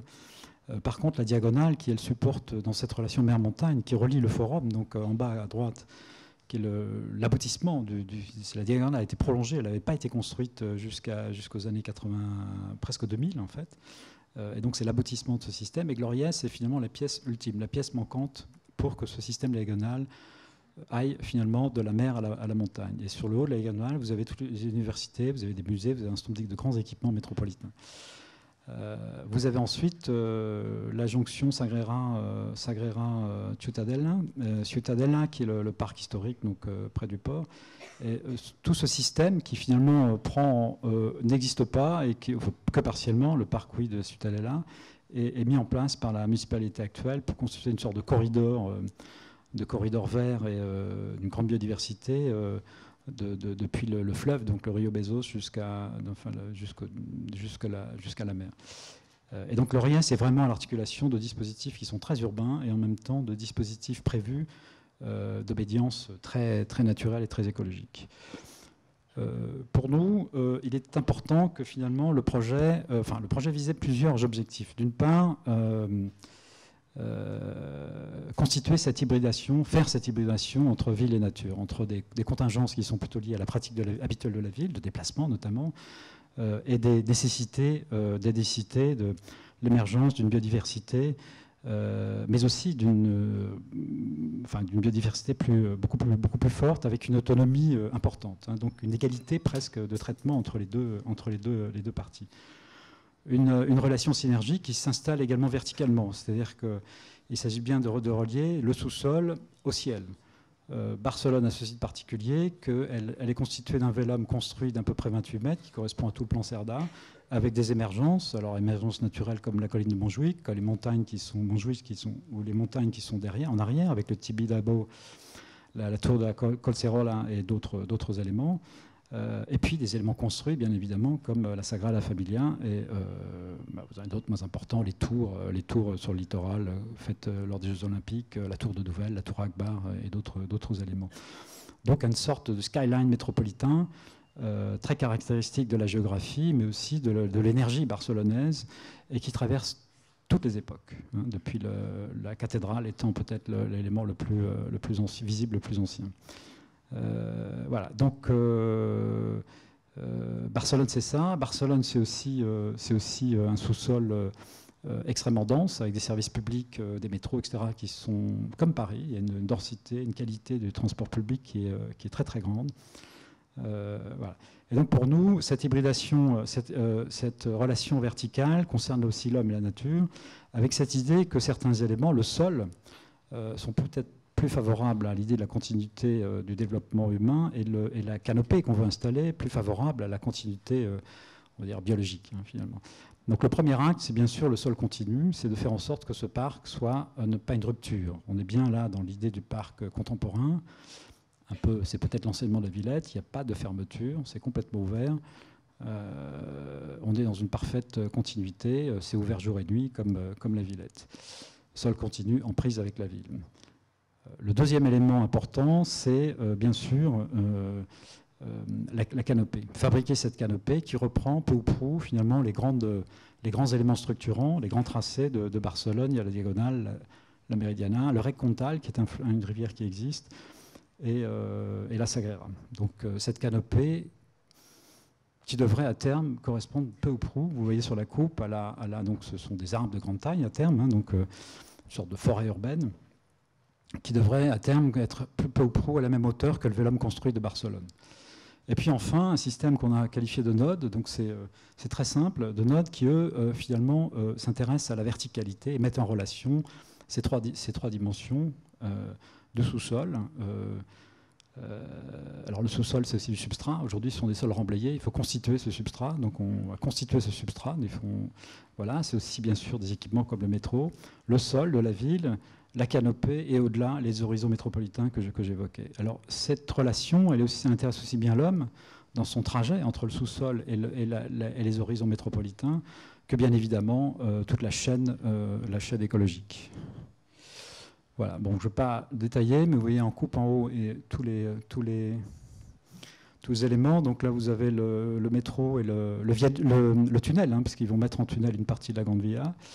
Le Rec Comtal, qui est une rivière qui constituait initialement la limite de Barcelone. En fait, la partie en bas était constituée de marais, et au-dessus, finalement, le rivage, il y a assez longtemps, mais bon, était au-dessus. Et pendant très longtemps, le Rec Comtal a alimenté la ville fortifiée. Et on retrouve ces éléments d'ailleurs visibles dans le marché, j'ai oublié le nom, qui a récemment été rénové. Un très beau projet. Voilà. Cette relation verticale, donc avec toutes les sorties de métro, les sorties également de la potentielle qu'on peut utiliser alors je ne sais pas ce qu'on va en faire encore de la voie qui est enterrée, et le Rec Comtal, donc qui est en haut en rouge. Le sol continu, essentiellement vert. C'est-à-dire qu'une autre idée, c'est que quand même, il faut déminéraliser, il faut restituer ces échanges hydriques verticaux, il faut que le sol respire, il faut que la ville respire, ça se fera du bien, ça va climatiser l'ensemble du quartier. C'est le premier acte de cette climatisation naturelle qu'on installe. Et voilà. Donc un sol qui est très largement vert au sol. Alors beaucoup de pelouse, même si évidemment cette dimension est critiquée.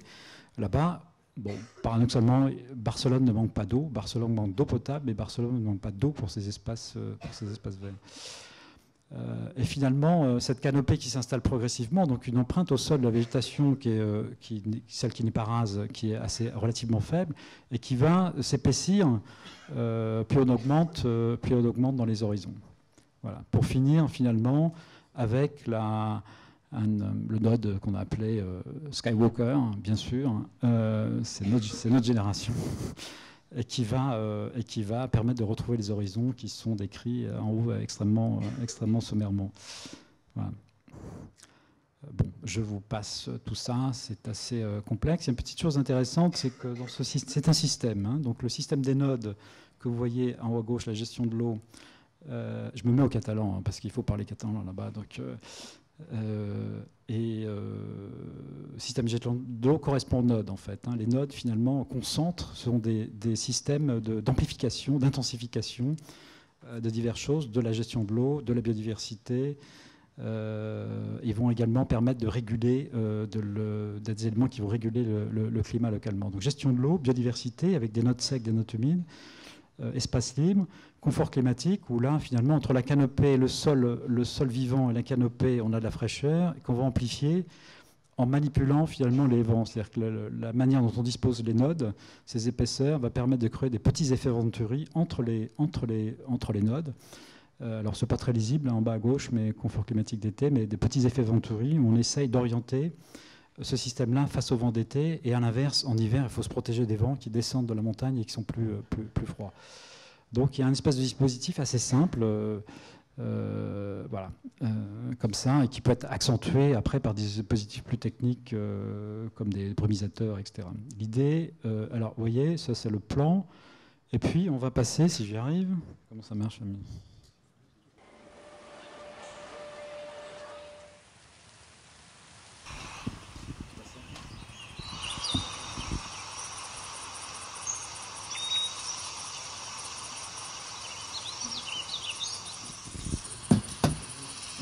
Les nodes reprennent le système de Bennett. L'opération fait 15 hectares, il y a une partie construite, il y a 15 hectares de parc en fait. Les nodes reprennent le système de Bennett, qui est un scientifique, les stepping stones, qui en fait, permet à la biodiversité de s'opérer par système de pas. On monte dans Skywalker.